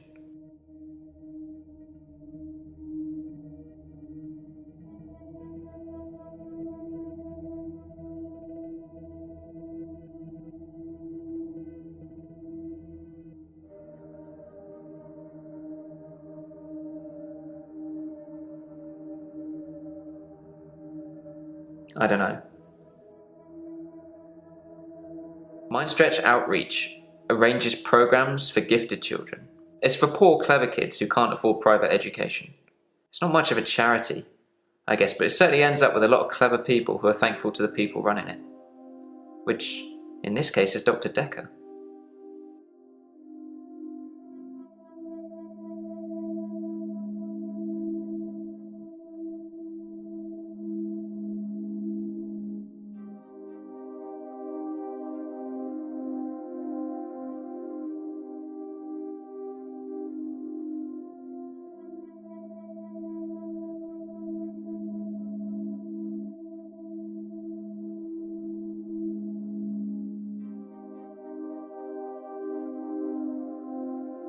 I didn't have much luck with him, like I said. He didn't believe me. He thought I was having a hallucination caused by the stress of my neighbour being so brutally murdered. Where is Agnes, though? I haven't found her, have they? Have they?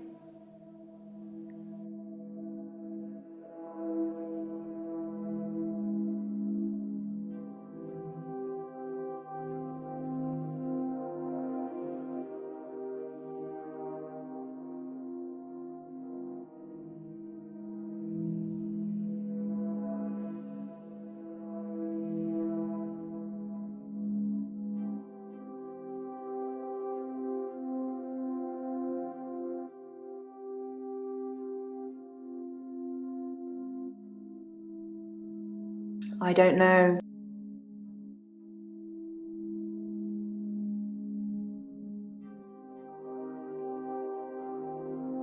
They haven't found her because that thing ate her. Or made her disappear or something. Her useless husband managed to survive unscathed, though.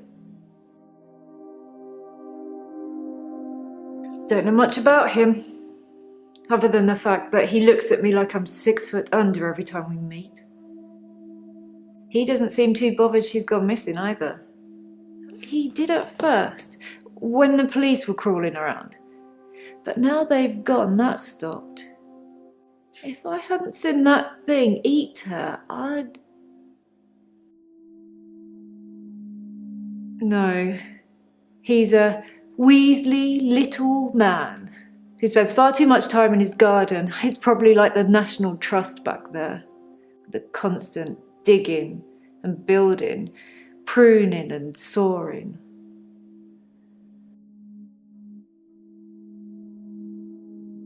What a thing to say!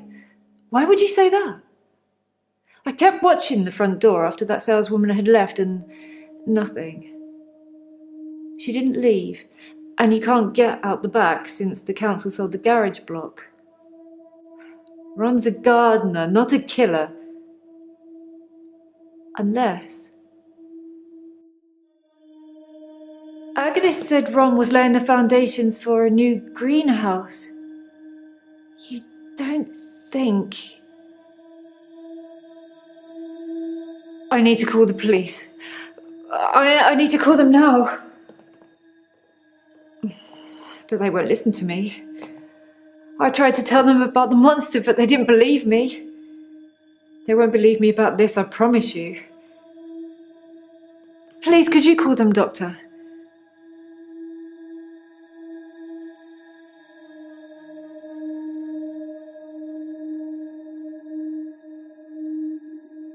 Thank you, Doctor. Now give me a pen and I'll write down the details for you. Don't you want to know why Dr. Dekker called me the leech lady?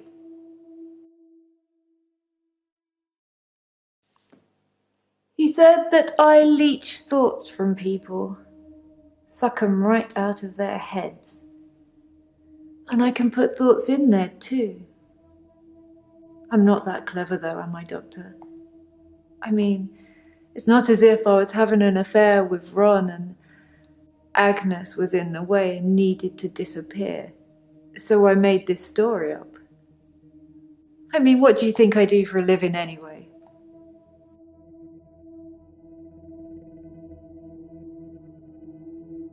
Why did you guess that, Doctor? Because I've got time on my hands. Enough time to worry and protect my neighbours with a neighbourhood watch scheme. You're wrong. But I'll remember that.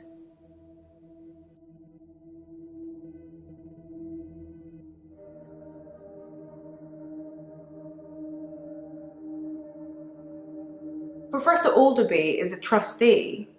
Did I not mention that?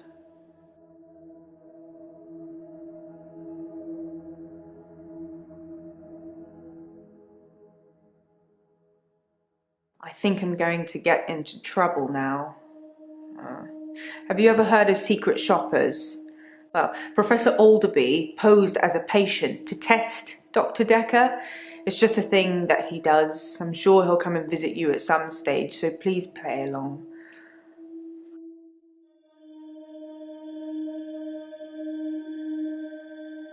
I think I'm going to get into trouble.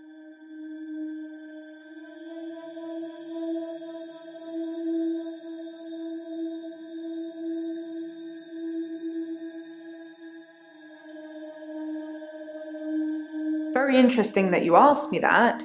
It's not something I can answer though. I think I'm going to get into trouble now. Have you ever heard of secret shoppers? Well, Professor Alderby posed as a patient to test Dr. Dekker. It's just a thing that he does. I'm sure he'll come and visit you at some stage, so please play along.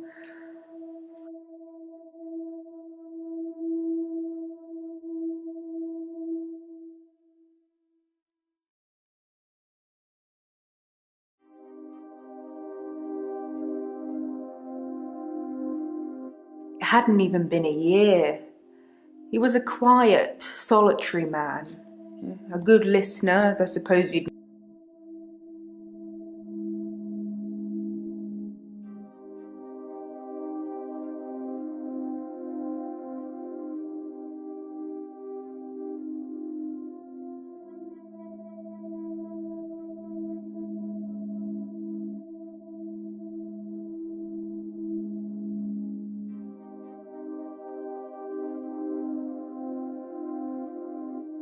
I think Dr. Dekker set up Mind Stretch Outreach so that he could influence the minds of children at an early age, getting them to believe they could be anything they wanted to be. Since his death, it's been disbanded. No more minions of Dr. Dekker.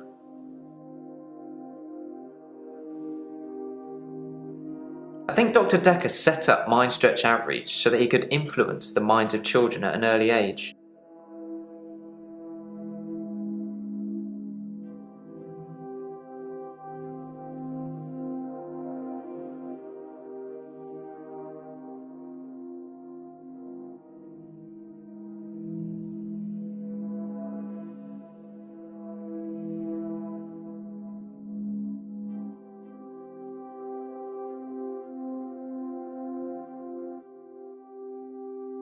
Pass.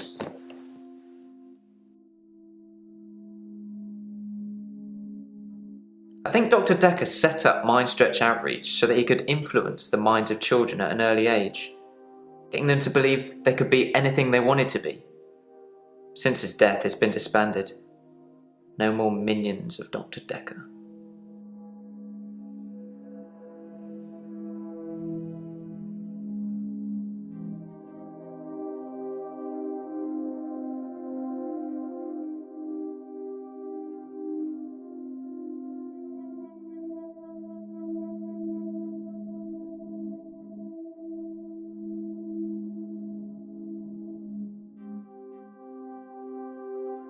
It just felt like he was growing this child army of intelligentsia.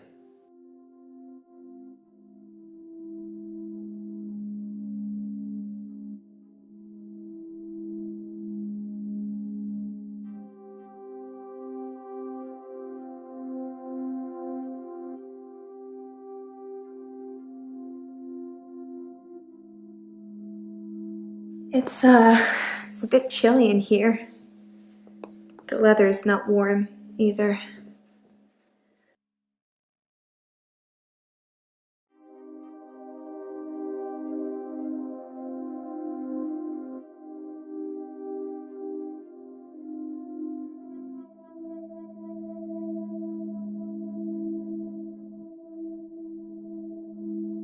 No idea.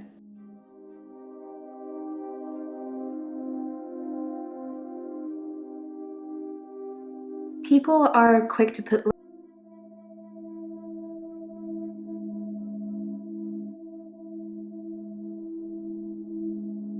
I don't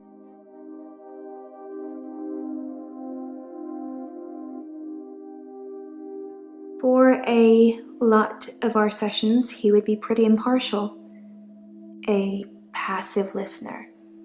But towards the end, he liked interfering.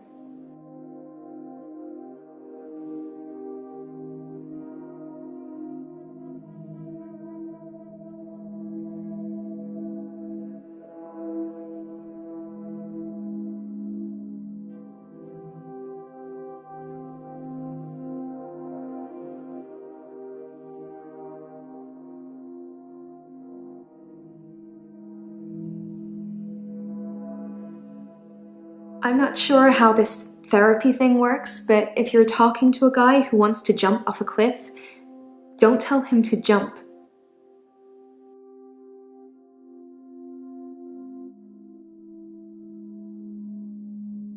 I'm not sure how this therapy thing works, but if you're talking to a guy who wants to jump off a cliff, don't tell him to jump.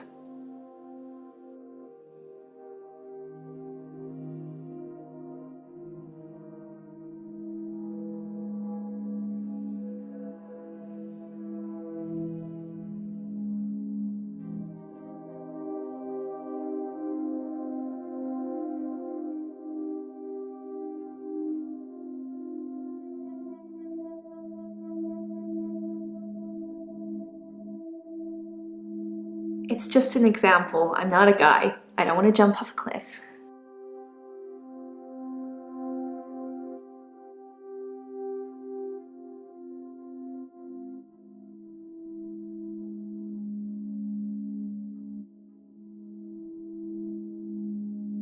I think her name was Scarlett?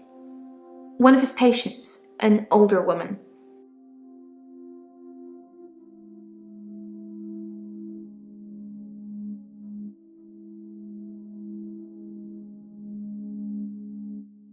Sorry, say.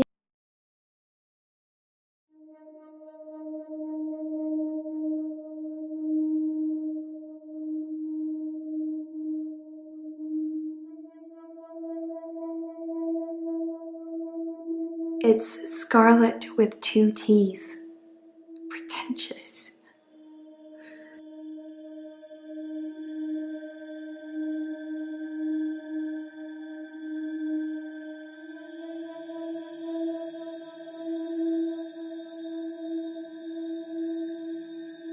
Dr. Dekker seemed fine on Valentine's Day.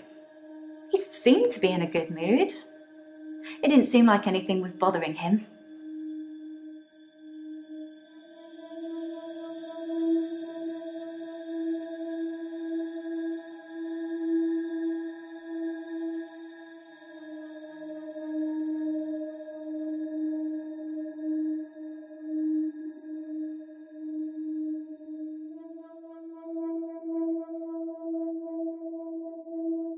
We talked about families, I think.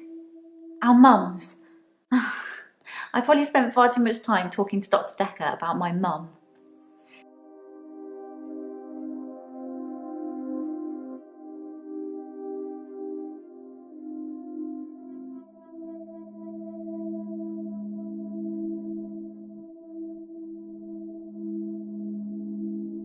My mum's.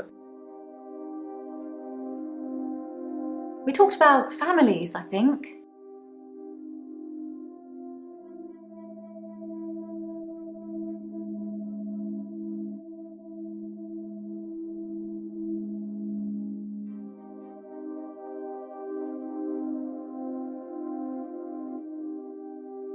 I'm not sure I should talk about that. Aren't I breaking some reverse patient-therapist confidentiality?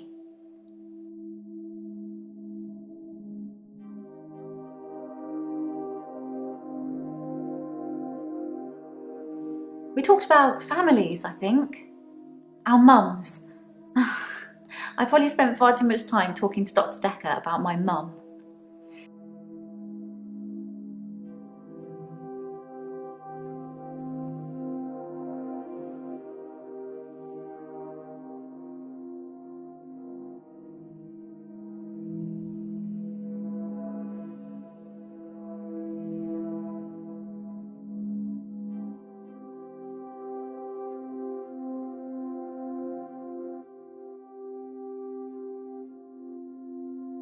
Sounds like Dekker and his mum had a few issues. That's what I liked about Dr. Dekker. It wasn't just him asking me questions and analysing me. He talked about himself as well.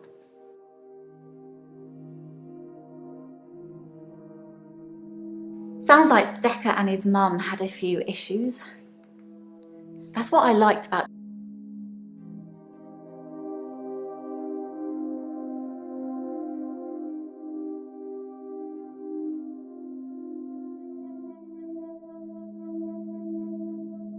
I'm not sure about.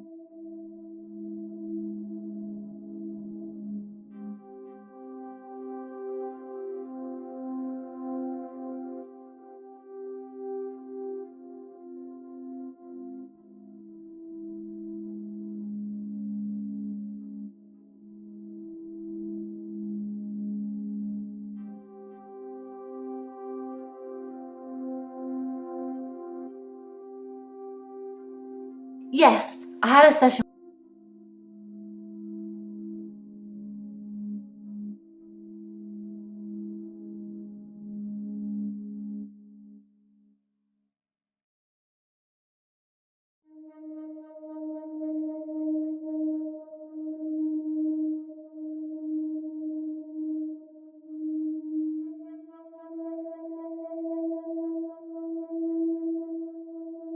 Dr. Dekker did date his patients. Not me, I'd never agree. A drink is not a date.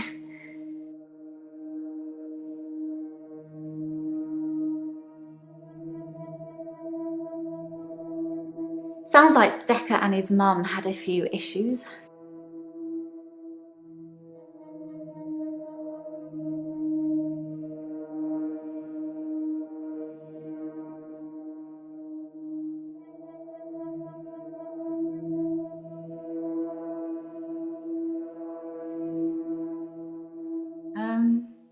No, that's not a question for me. Sounds like Dekker and his mum had a few issues. That's what I liked about Dr. Dekker. It wasn't just him asking me questions and analysing me. He talked about himself as well.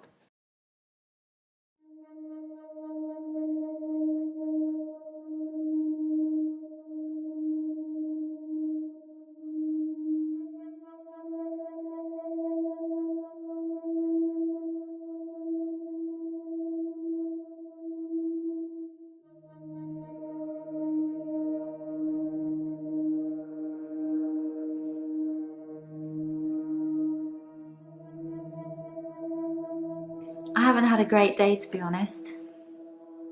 Someone accused me of stealing from my patient.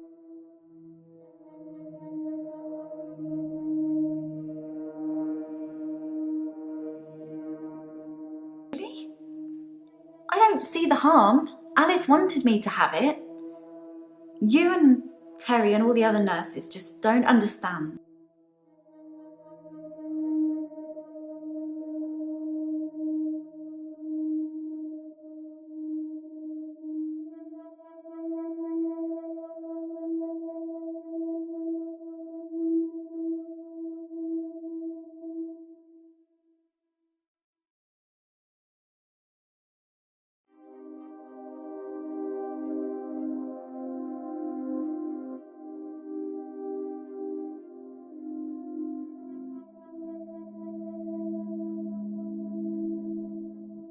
I don't really have anything to tell you.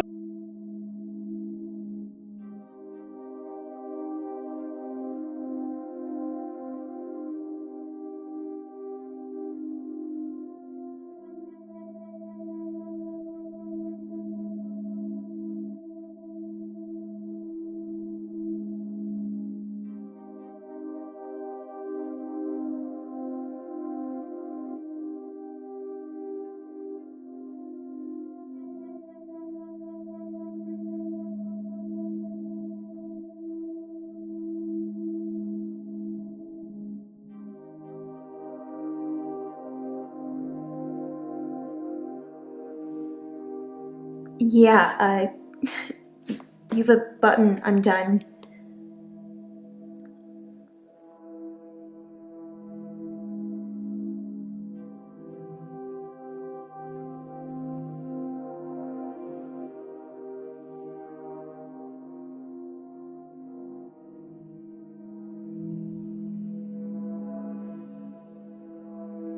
I haven't been back to the beach since our last session, and no blackouts, new doctor, and new hope.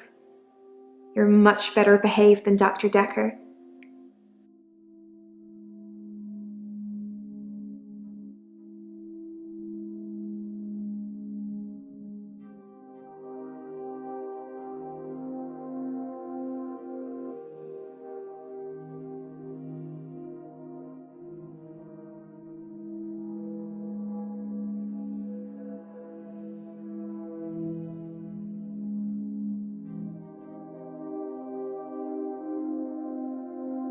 I haven't.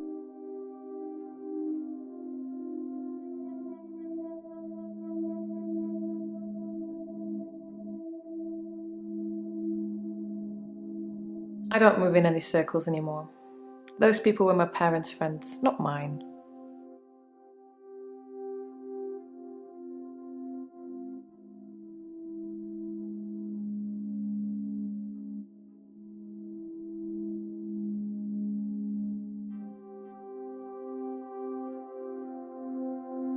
Could you narrow it down a bit?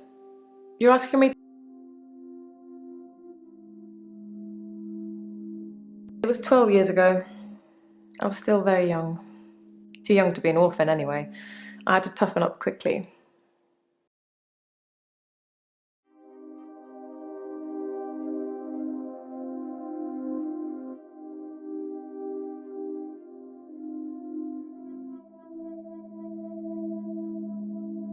I was a young woman in possession of an enormous fortune. Lots of people, lots of men, saw that as an opportunity.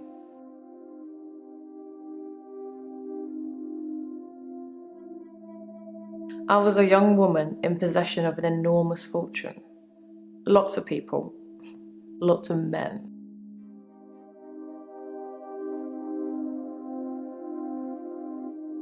Some tried to seduce me.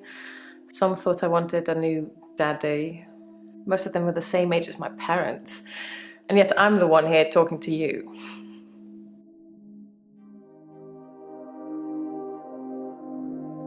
I was a young woman in possession of an enormous fortune. Lots of people, lots of men.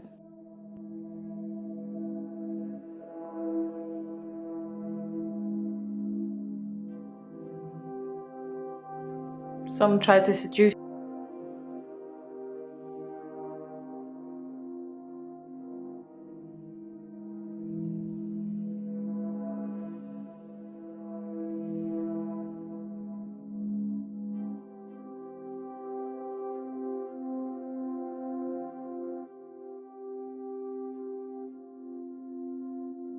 Some tried.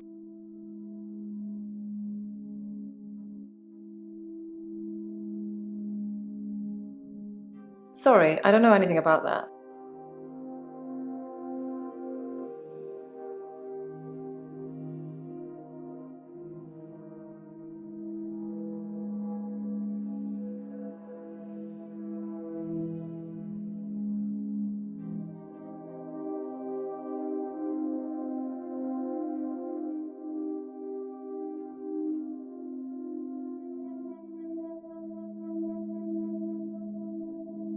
Perhaps we should change the subject. You seem to be struggling.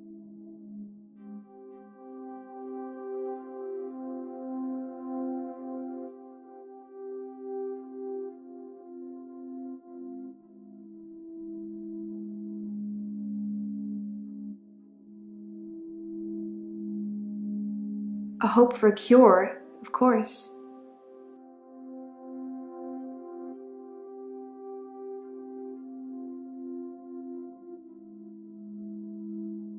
I want to stop having blackouts. I want to be able to remember. I want you to fix me.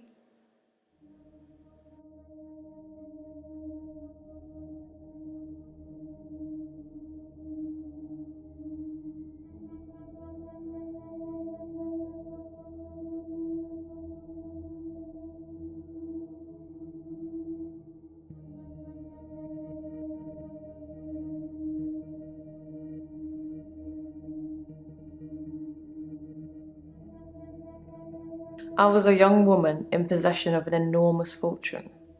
Lots of people. Lots of men.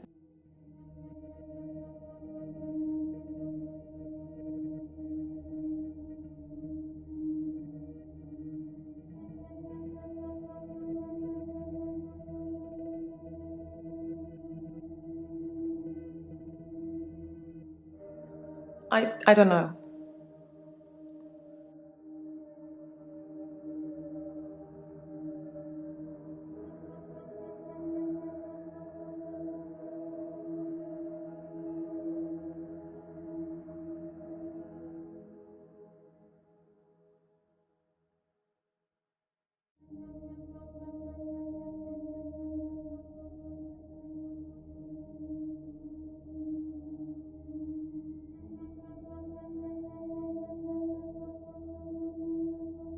Yes, money. Everybody wants it, but what use is it really? Look at me.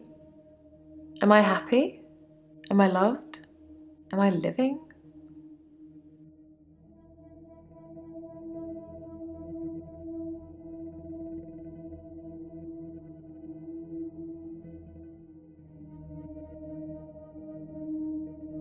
Are you bored? Do you want me to talk about something?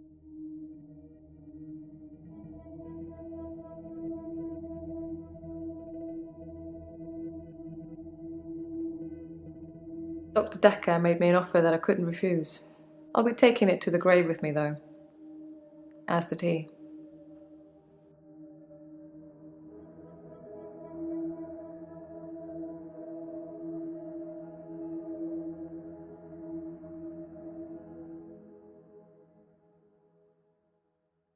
I don't have an answer for you on that one.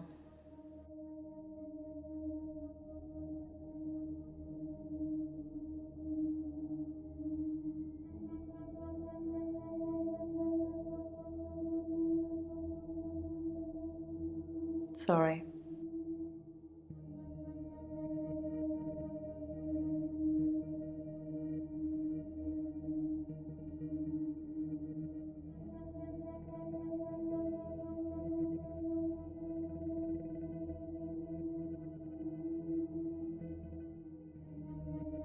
There's very little I'm not willing to talk about, Doctor. But I'm afraid I don't know anything about.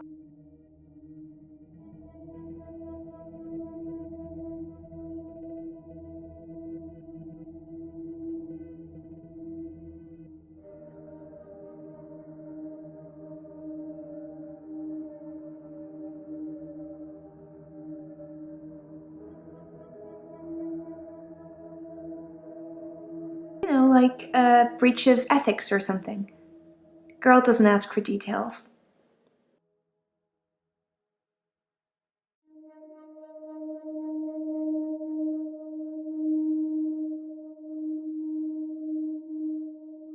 Yeah, drinks. I think Dr. Dekker ordered neat whiskey.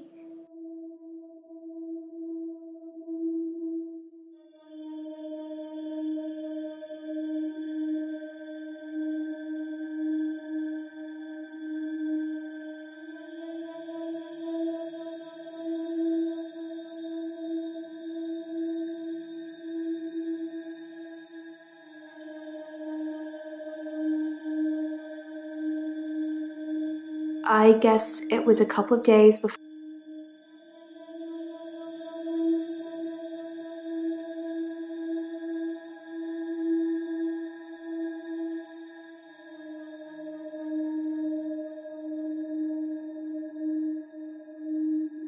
I don't move in any circles anymore. Those people were my parents' friends, not mine.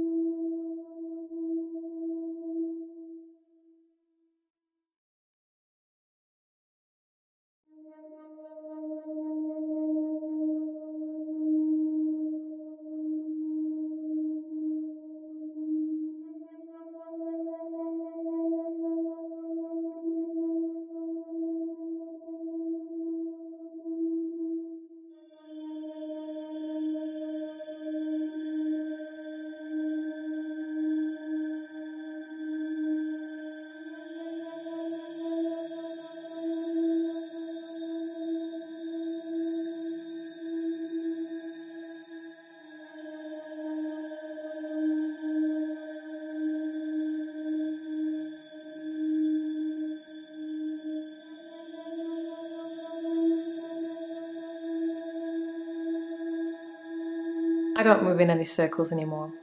Those people were my...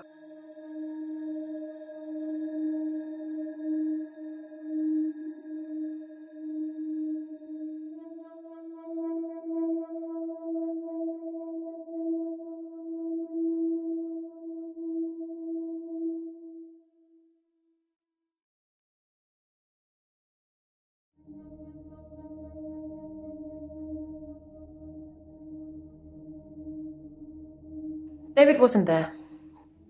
Or at least I didn't see him.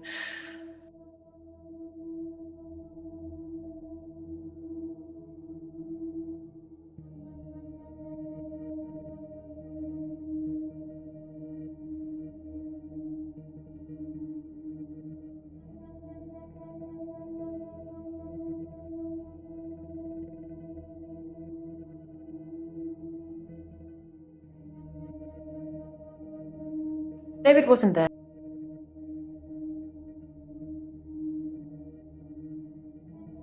David wasn't there. Or at least I didn't see him. I didn't go inside. I forgot my key, and the spare was missing.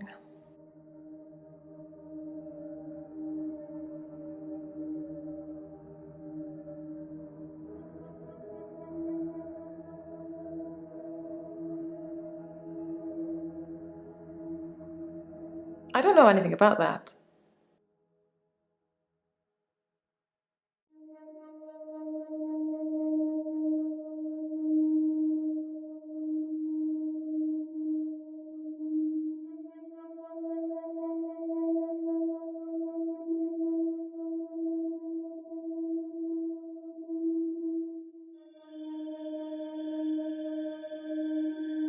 I don't know.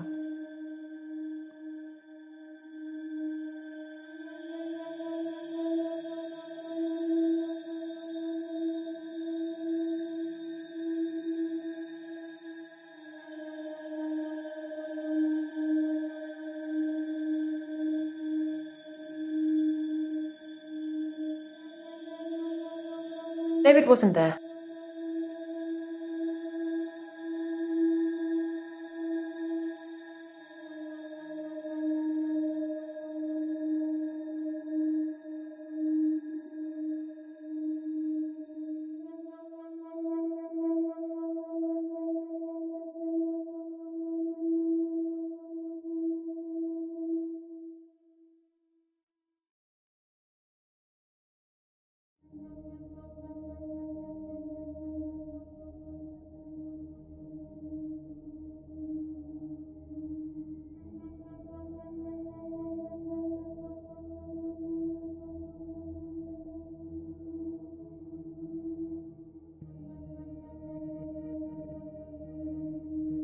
We only went out for drinks that one time.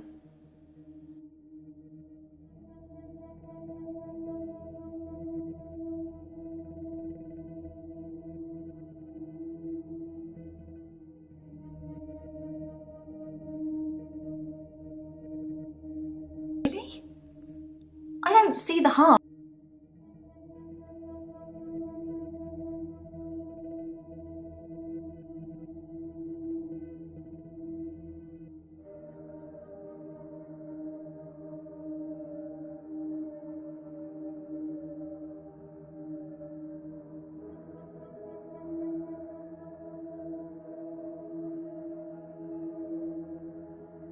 I feel like you're asking me questions about something I...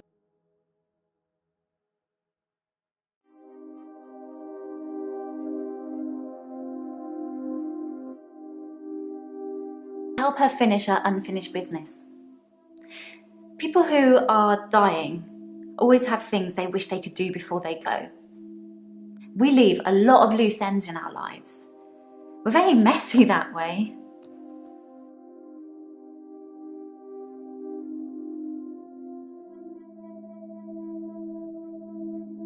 Dr. Dekker almost certainly had unfinished business. He didn't know he was going to die. But it's too late now. That's why I have to help Hilda while I can.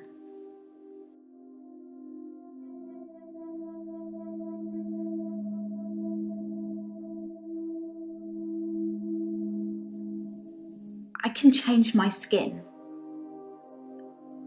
What I look...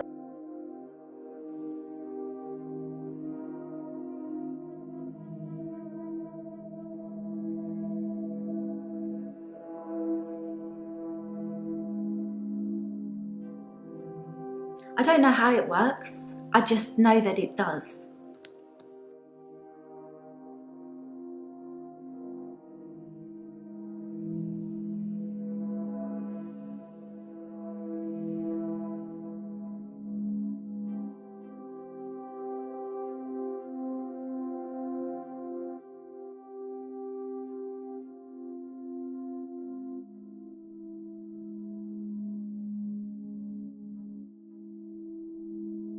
I don't know.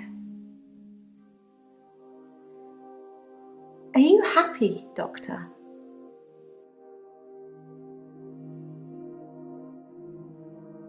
I don't know how it works. I just know that it does.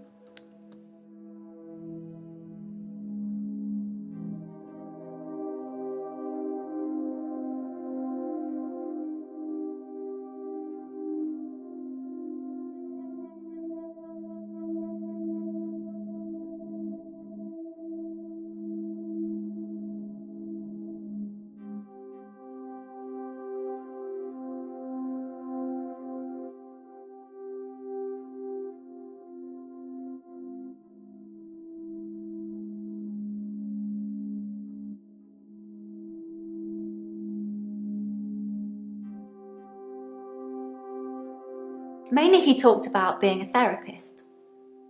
He said he had a few patients like me, you know, with special gifts. He said not all of them were as enlightened as me.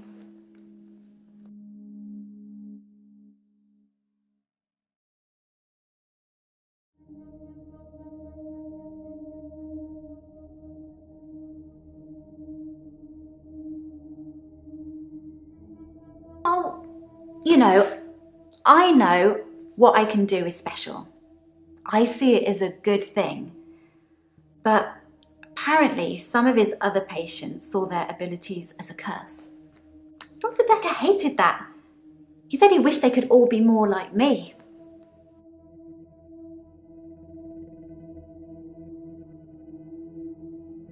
You seem happy. You have a very positive energy.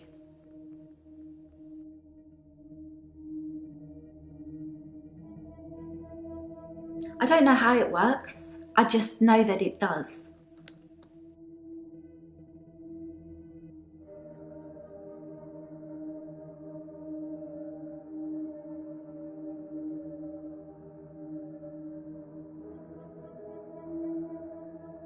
That's not really important. Ask me.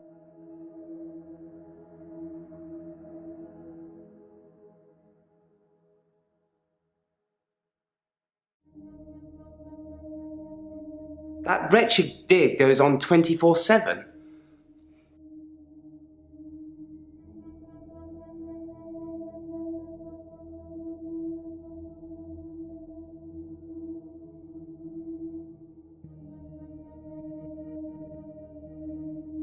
He was easily distracted during sessions, like he wasn't listening.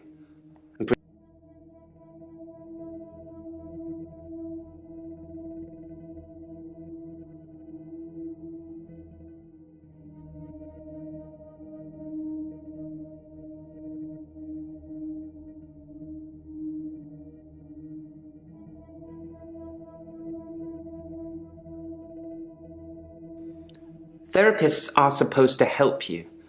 For whatever reason, Dr. Dekker had given up the desire to cure my mind, and instead wanted to make me more unstable.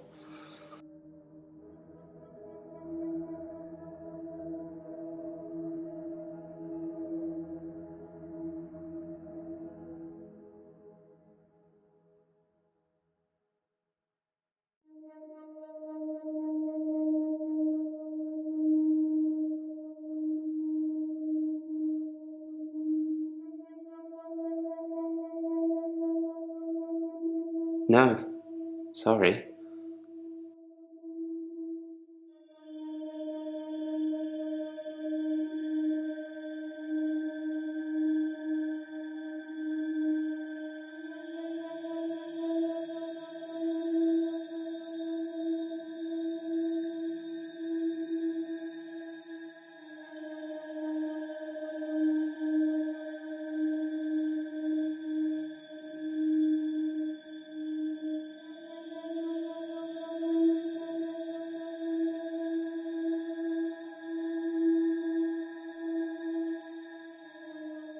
I didn't lie. I'm really not interested in dating anyone. I just went out with Max as a favour, for a friend. Like I said, it wasn't anything serious.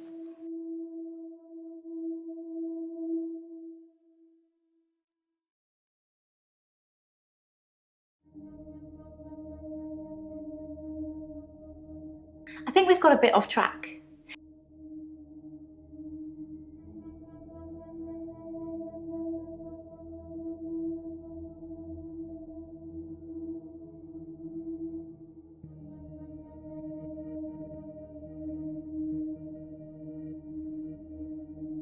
He told me to use my imagination.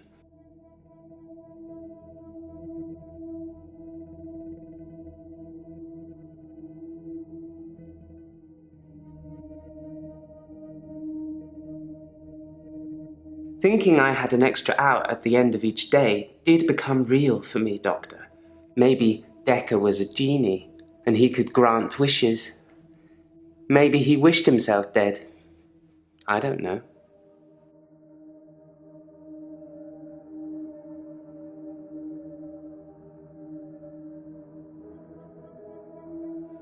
I took photos of Jessica when she...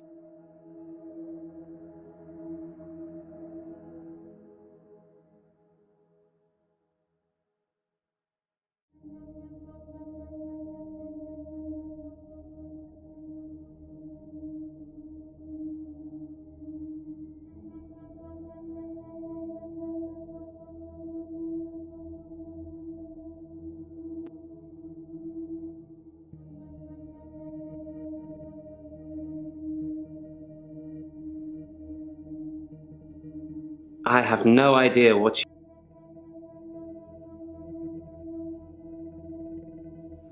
I took photos of Jessica when she was naked. When I'd stripped her. When she was naked and frozen. I didn't want to have to do it again, to strip her again. So I took pictures.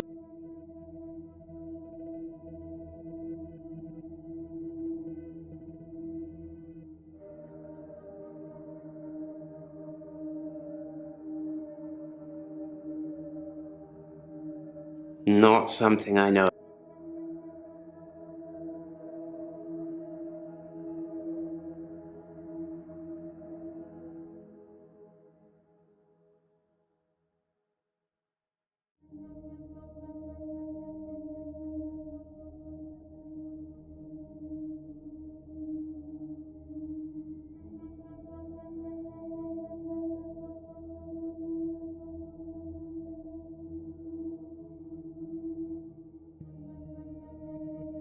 I don't know.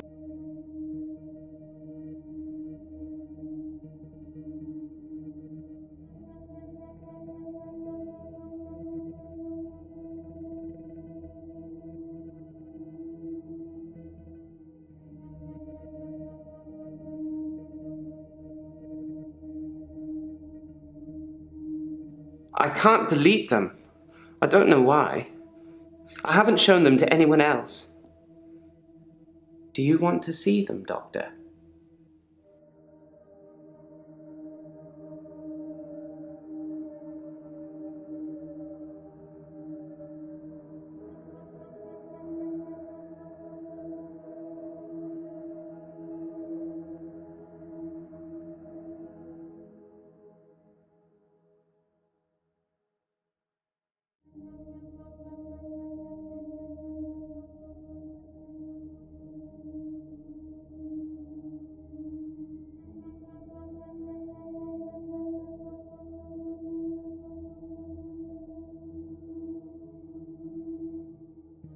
I've shifted a few times now. I honestly couldn't tell you how many.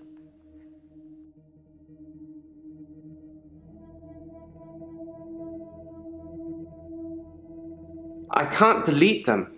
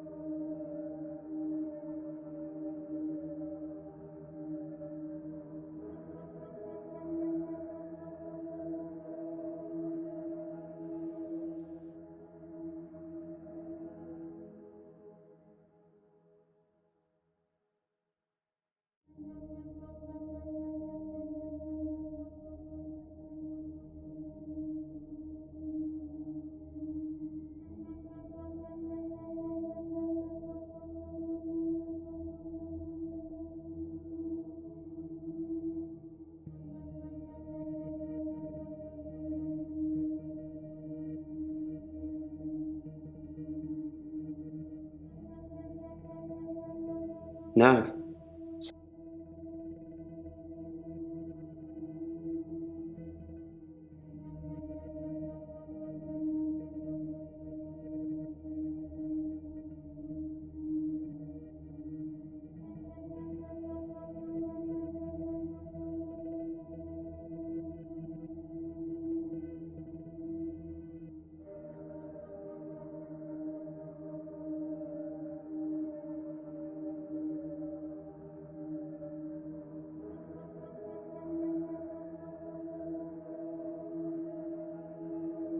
The bond I have with my patients is not the same for the other nurses.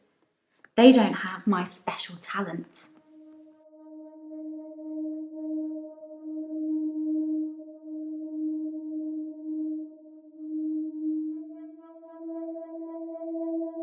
I can't delete them. I don't know why. I haven't shown them to anyone else. Do you want to see them?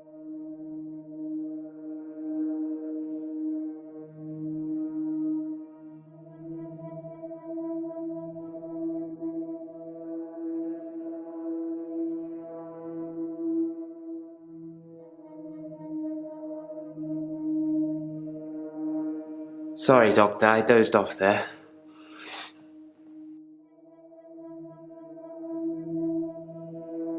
I can't delete them.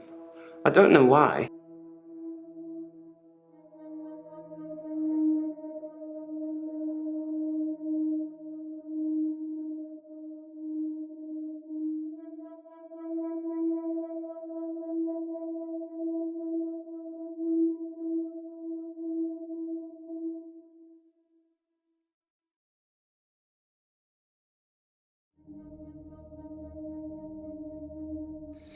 I don't really know about that.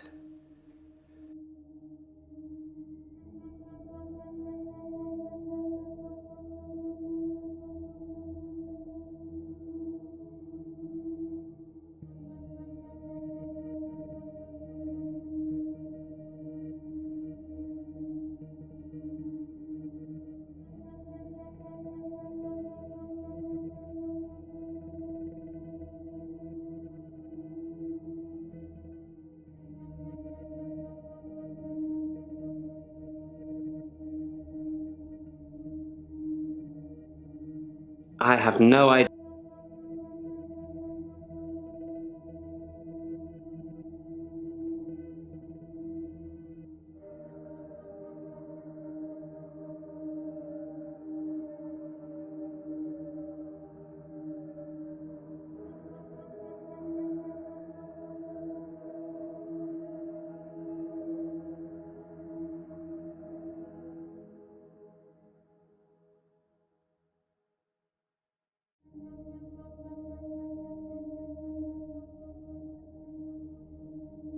No, it doesn't hurt at all.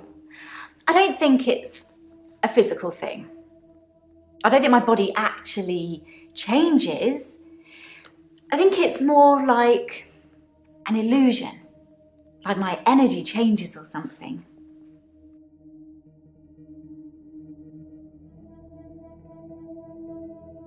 No, it doesn't hurt at all. I don't think it's a physical thing. I don't think my body actually changes. I think it's more like an illusion.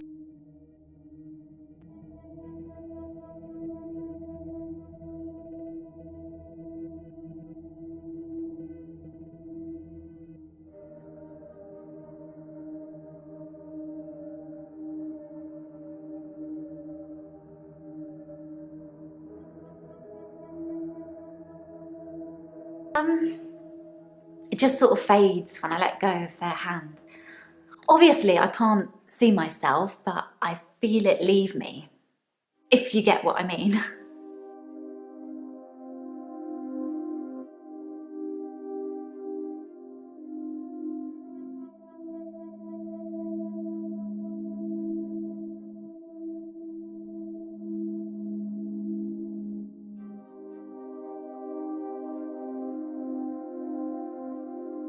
I can't delete them. I don't know why.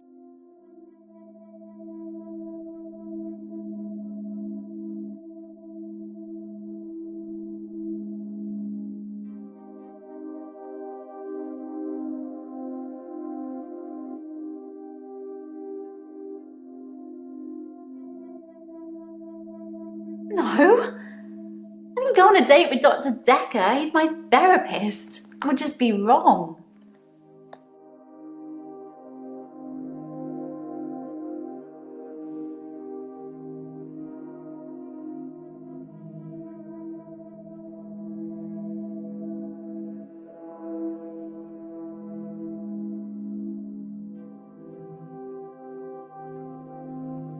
Help her finish her unfinished business. People who are dying always have things they wish they could do before they go.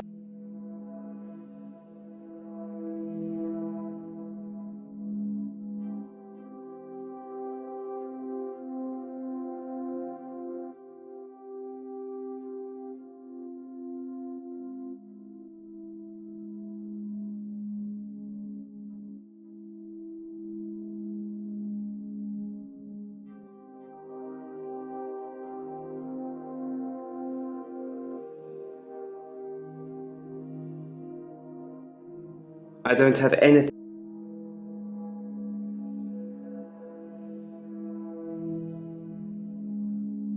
No, the coffin wasn't empty.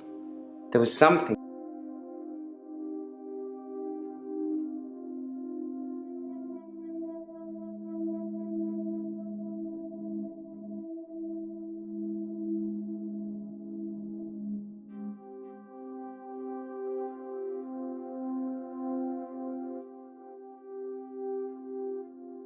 I'm guessing he was buried somewhere else, or cremated.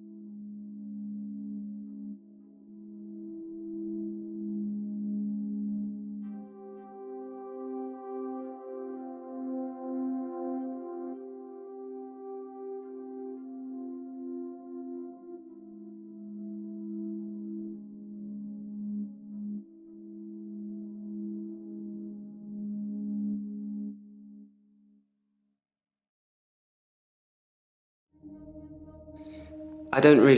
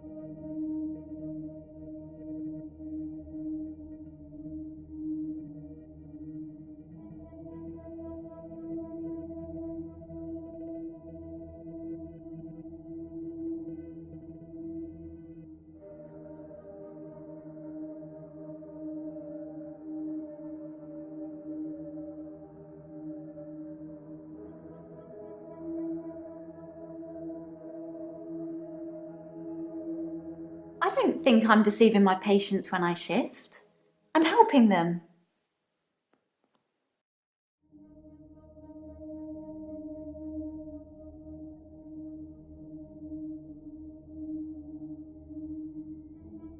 Dr. Dekker made me an offer that I couldn't refuse.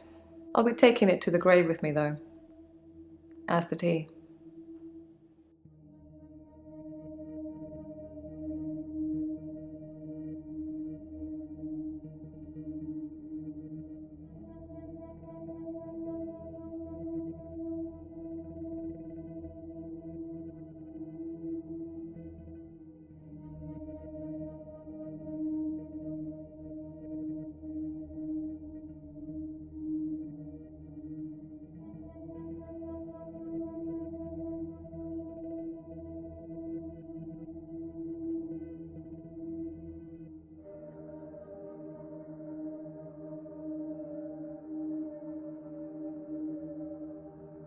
Perhaps we should change the subject. I can't delete them. I don't know why. I haven't shown them to anyone else. Do you want to see them, Doctor?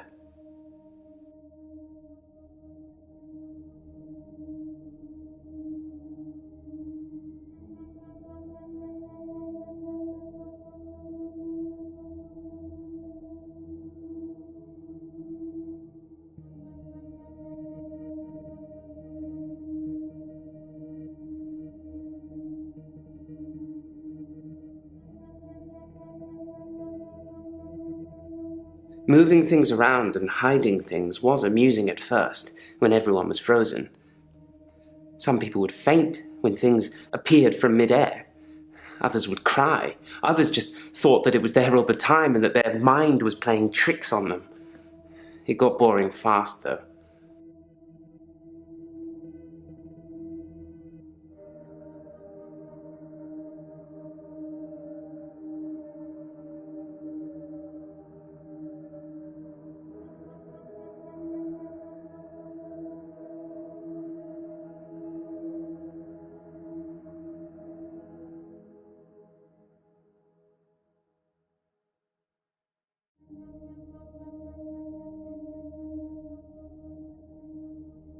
That's a good question.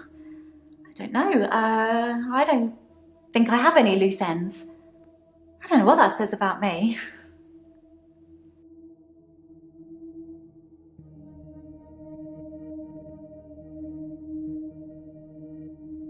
Yes, money.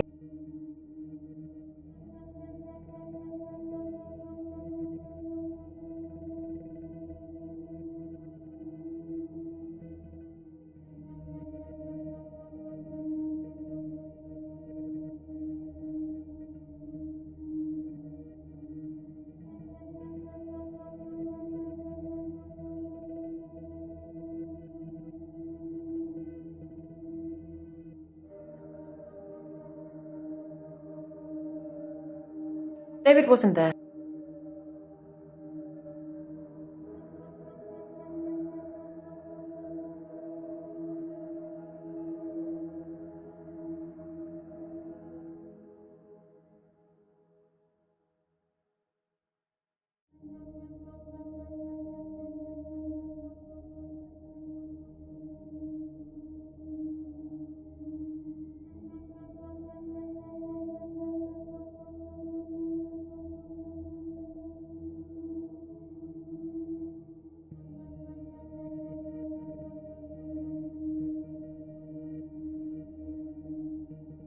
I don't have an answer for you on that one.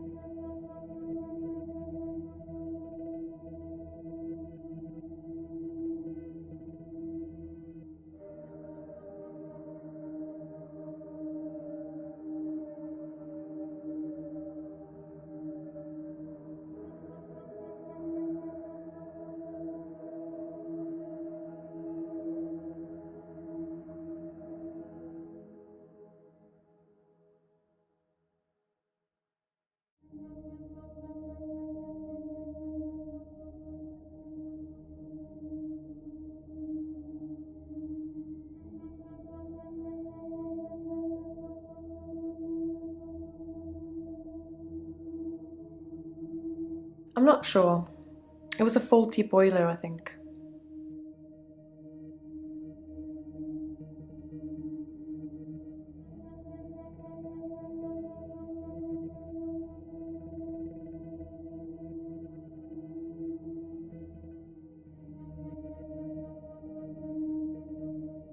Are you bored? Do you want me to talk?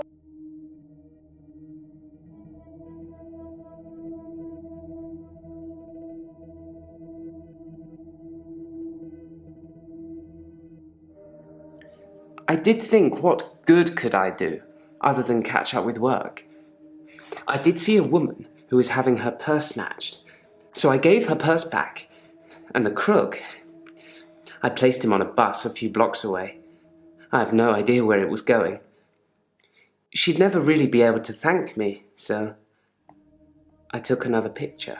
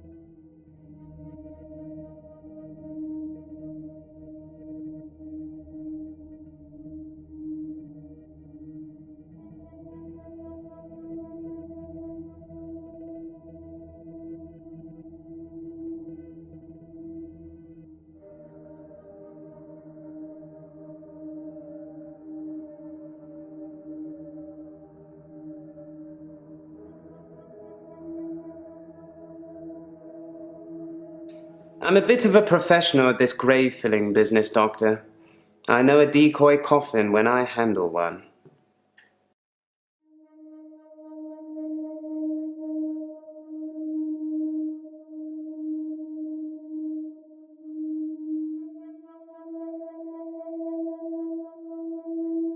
They died of carbon monoxide poisoning. I was staying at a friend's house. Otherwise, I would have died.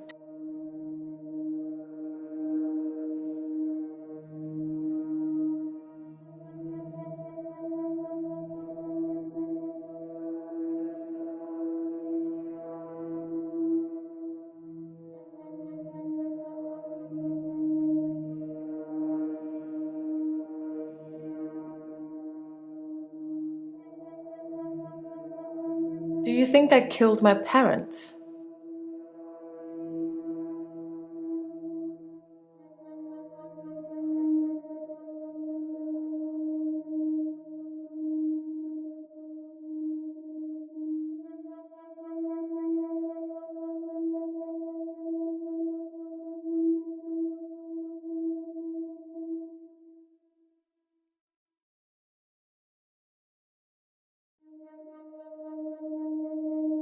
Do you think I killed?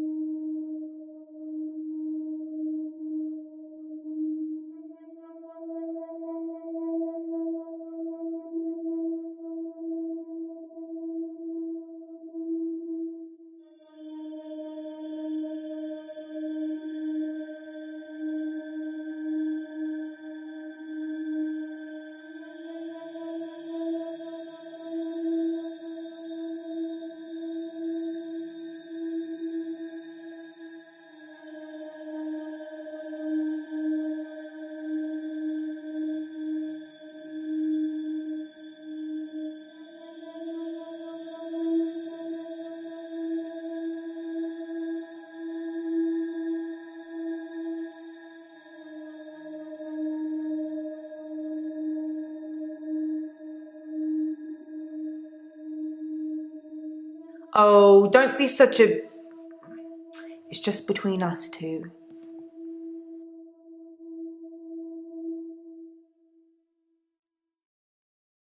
I think I'm going to get into trouble now.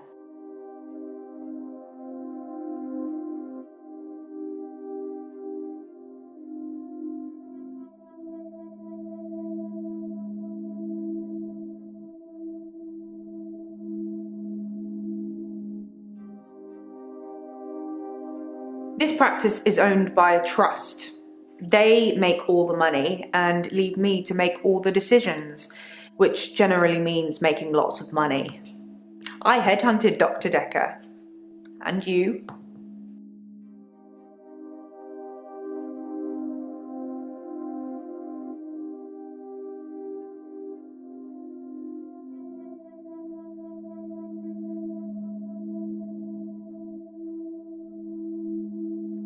I've recruited the last 5 doctors since I've been here. I've got a flair for recognising the extraordinary. Both you and Dr. Dekker were extraordinary.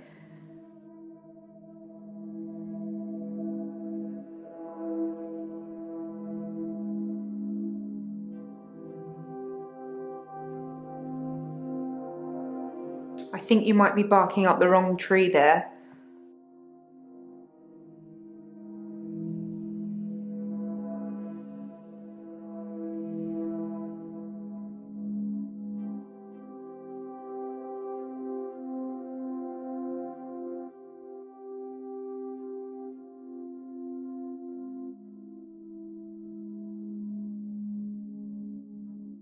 Both Cambridge graduates, both top of the class, both pliable, obedient slaves to my every whim.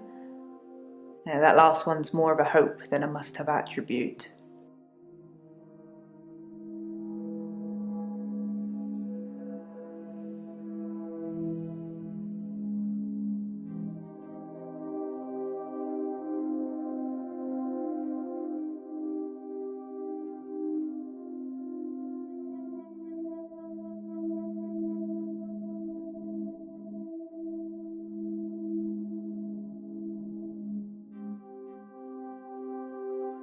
I've got no idea what you're talking.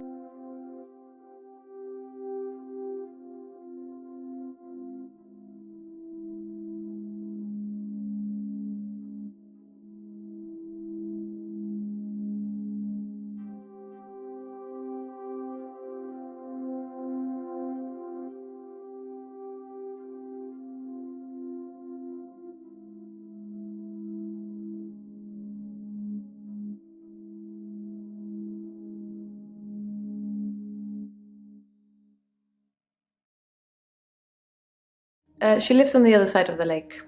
She must be new. I haven't seen her there before.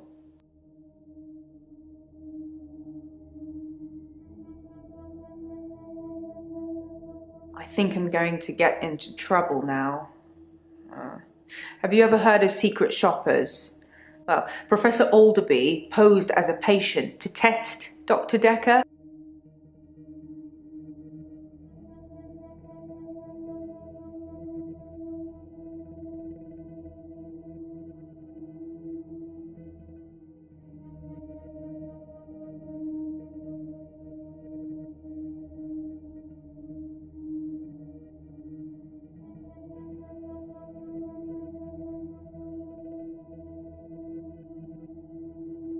Test is the wrong word, more like gently guide. Professor Alderby had a lot of good advice to offer the young psychiatrists. He really helps them focus on where the problems are.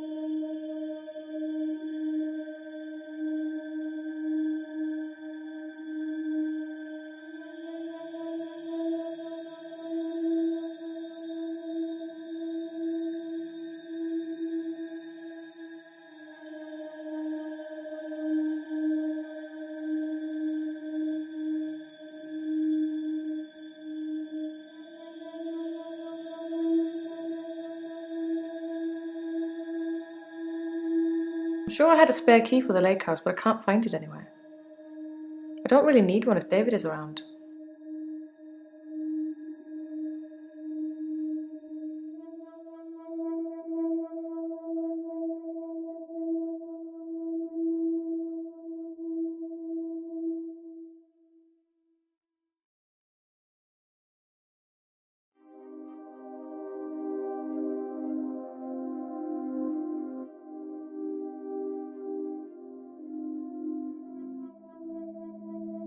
David wasn't there.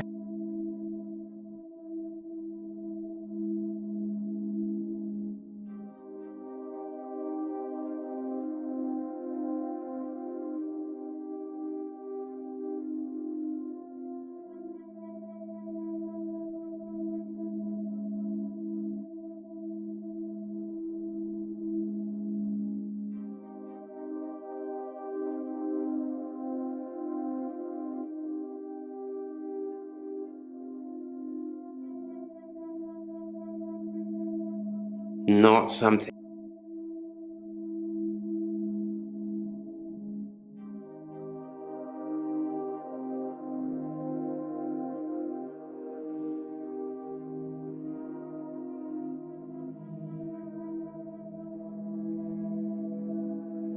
I don't have anything.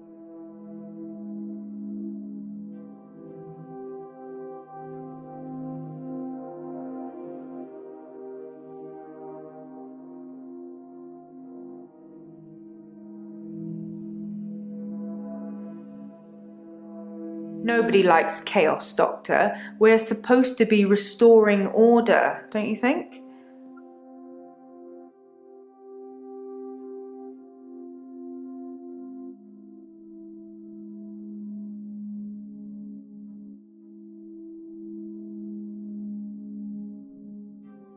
When I first got the hour, I was shocked, obviously.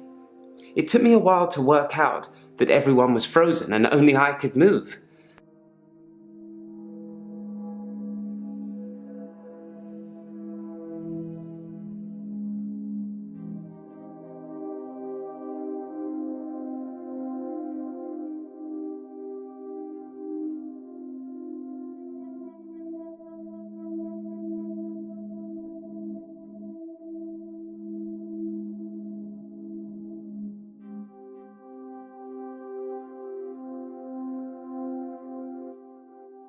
I have no idea what you want me to say.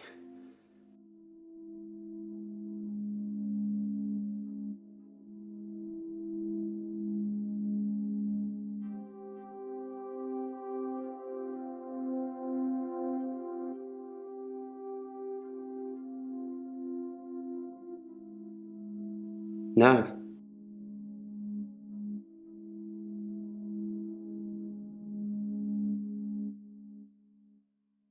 Do you think I killed my parents?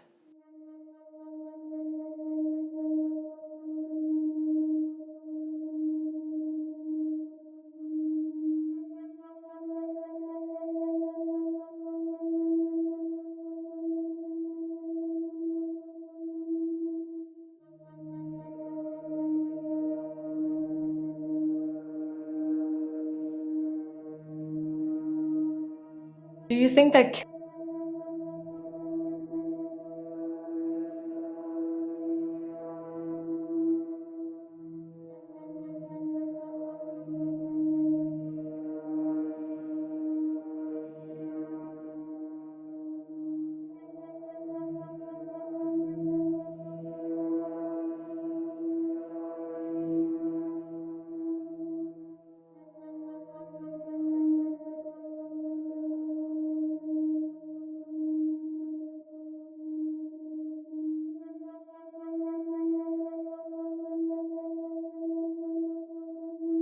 Do you think I killed my parents?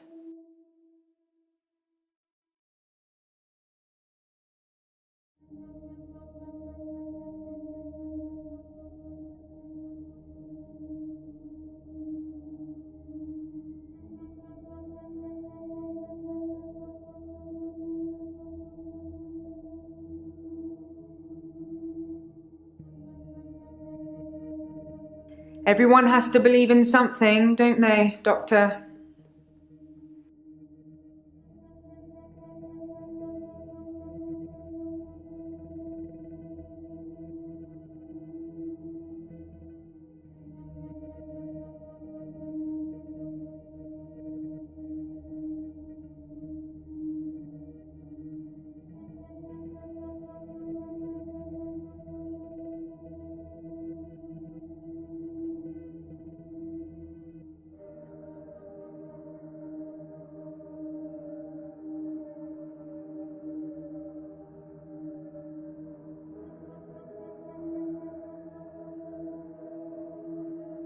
Do you think that killed...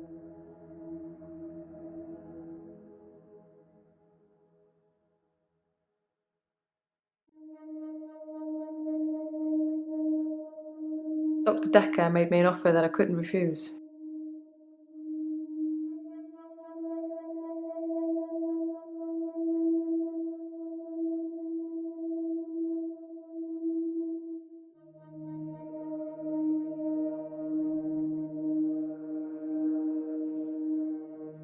Dr. Dekker was more animated that day, excited even.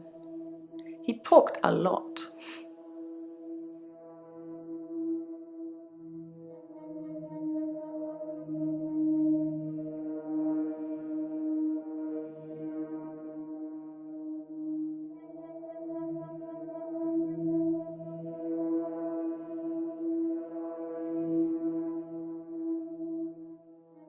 Dr. Dekker made me...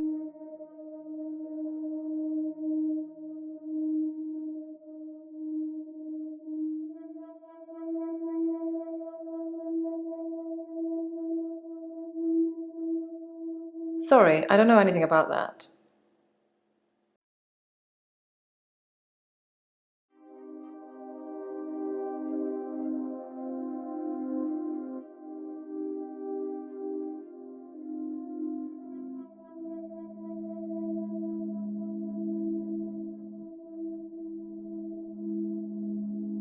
Do you think I killed my...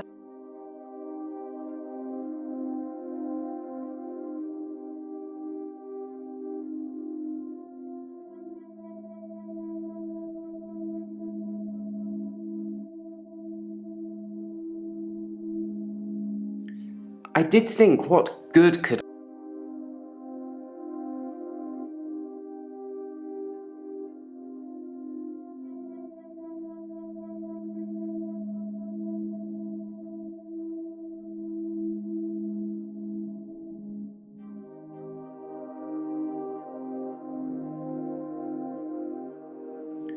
I did think, what good could I do?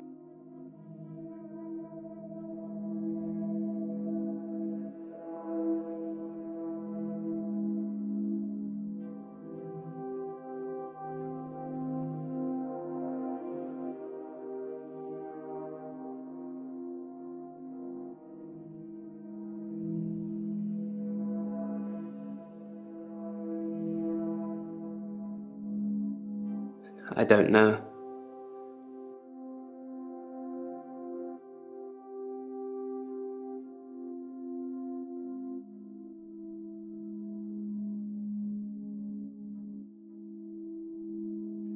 Sorry, Doctor.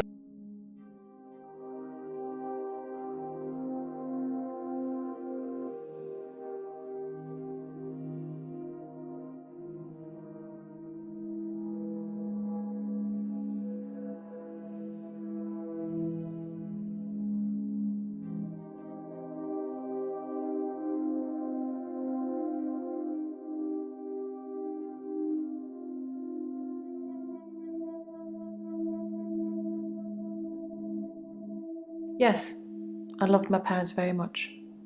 They were very good parents. It was hard letting them go.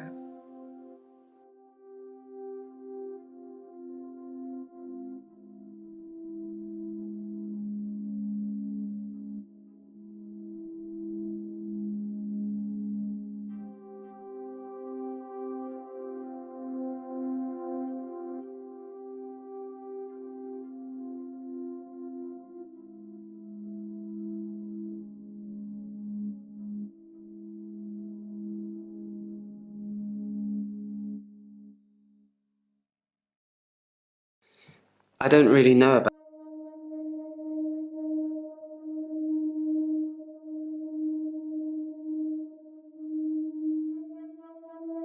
When I first got the hour, I was shocked, obviously. It took me a while to work out that everyone was frozen and only I could move. Because I...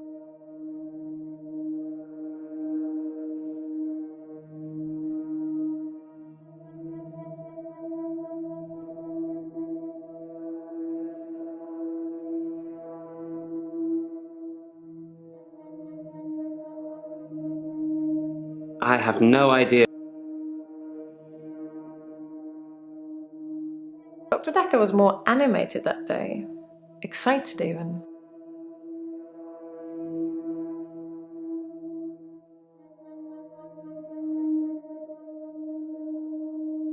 Instead of his usual sarcasm and rebuttals, he seemed genuinely excited. Presumably he had a date.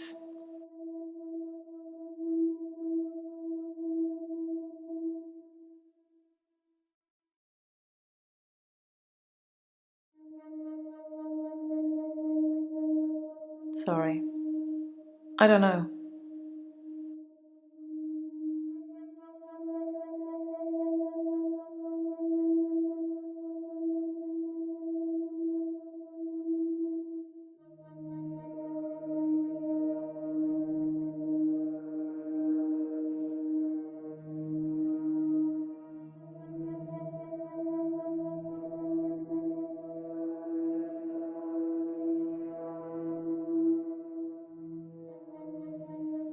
Nope.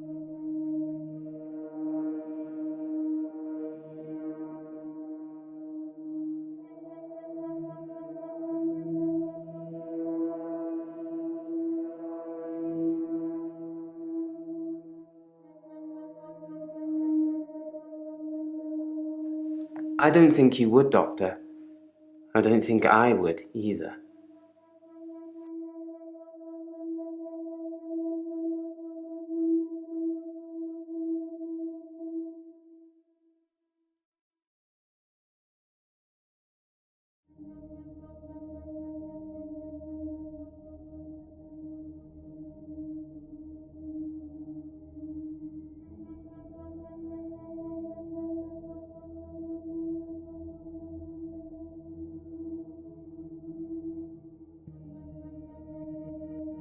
Not something.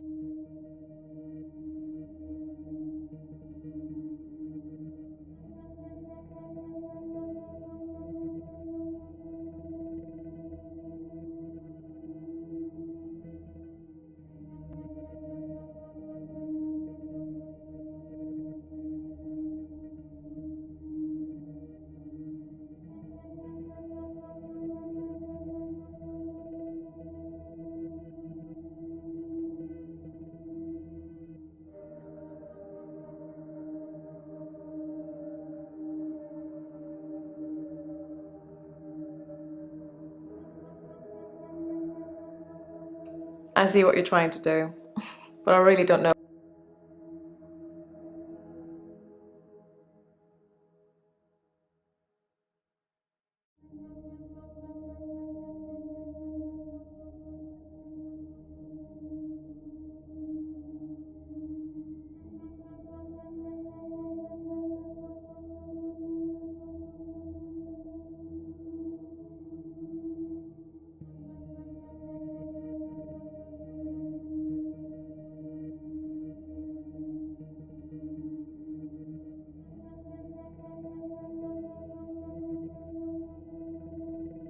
I've known David forever. It seems like he's always been in my life, one way or another. He was a family friend. It's different now, of course, to when I first met him. I felt like he was protecting me then, watching over me. Nothing could hurt me when he was there.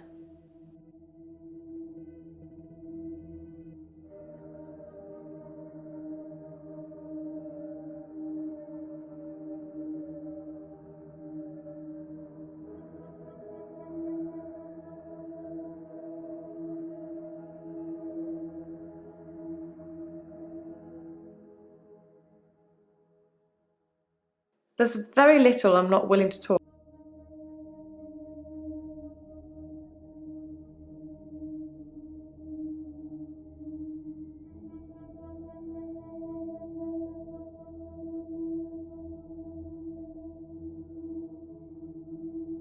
They died of carbon monoxide poisoning. I was staying at a friend's house. Otherwise, I would have died too.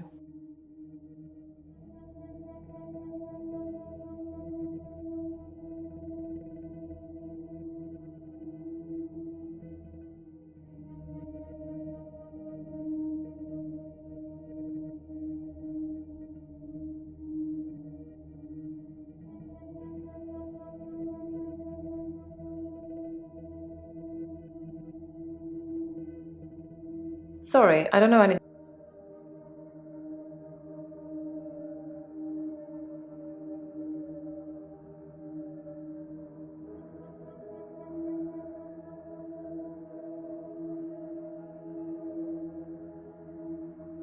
I don't remember my friend's name.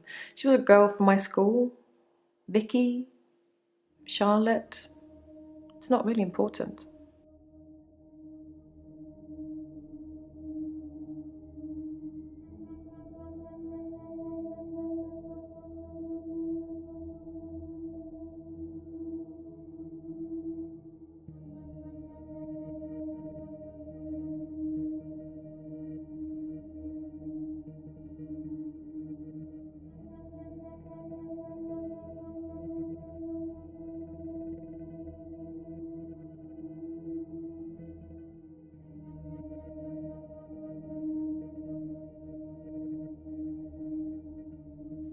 Well, that makes me feel a little better. There's a young mother, divorced, who lives opposite me. Jessica. She's friendly and says hello.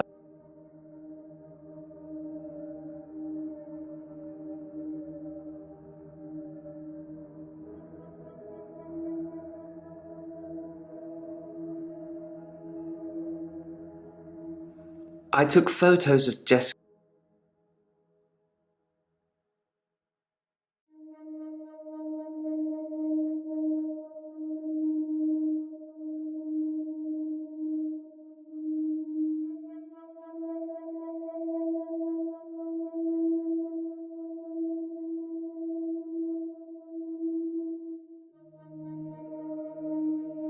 I took photos.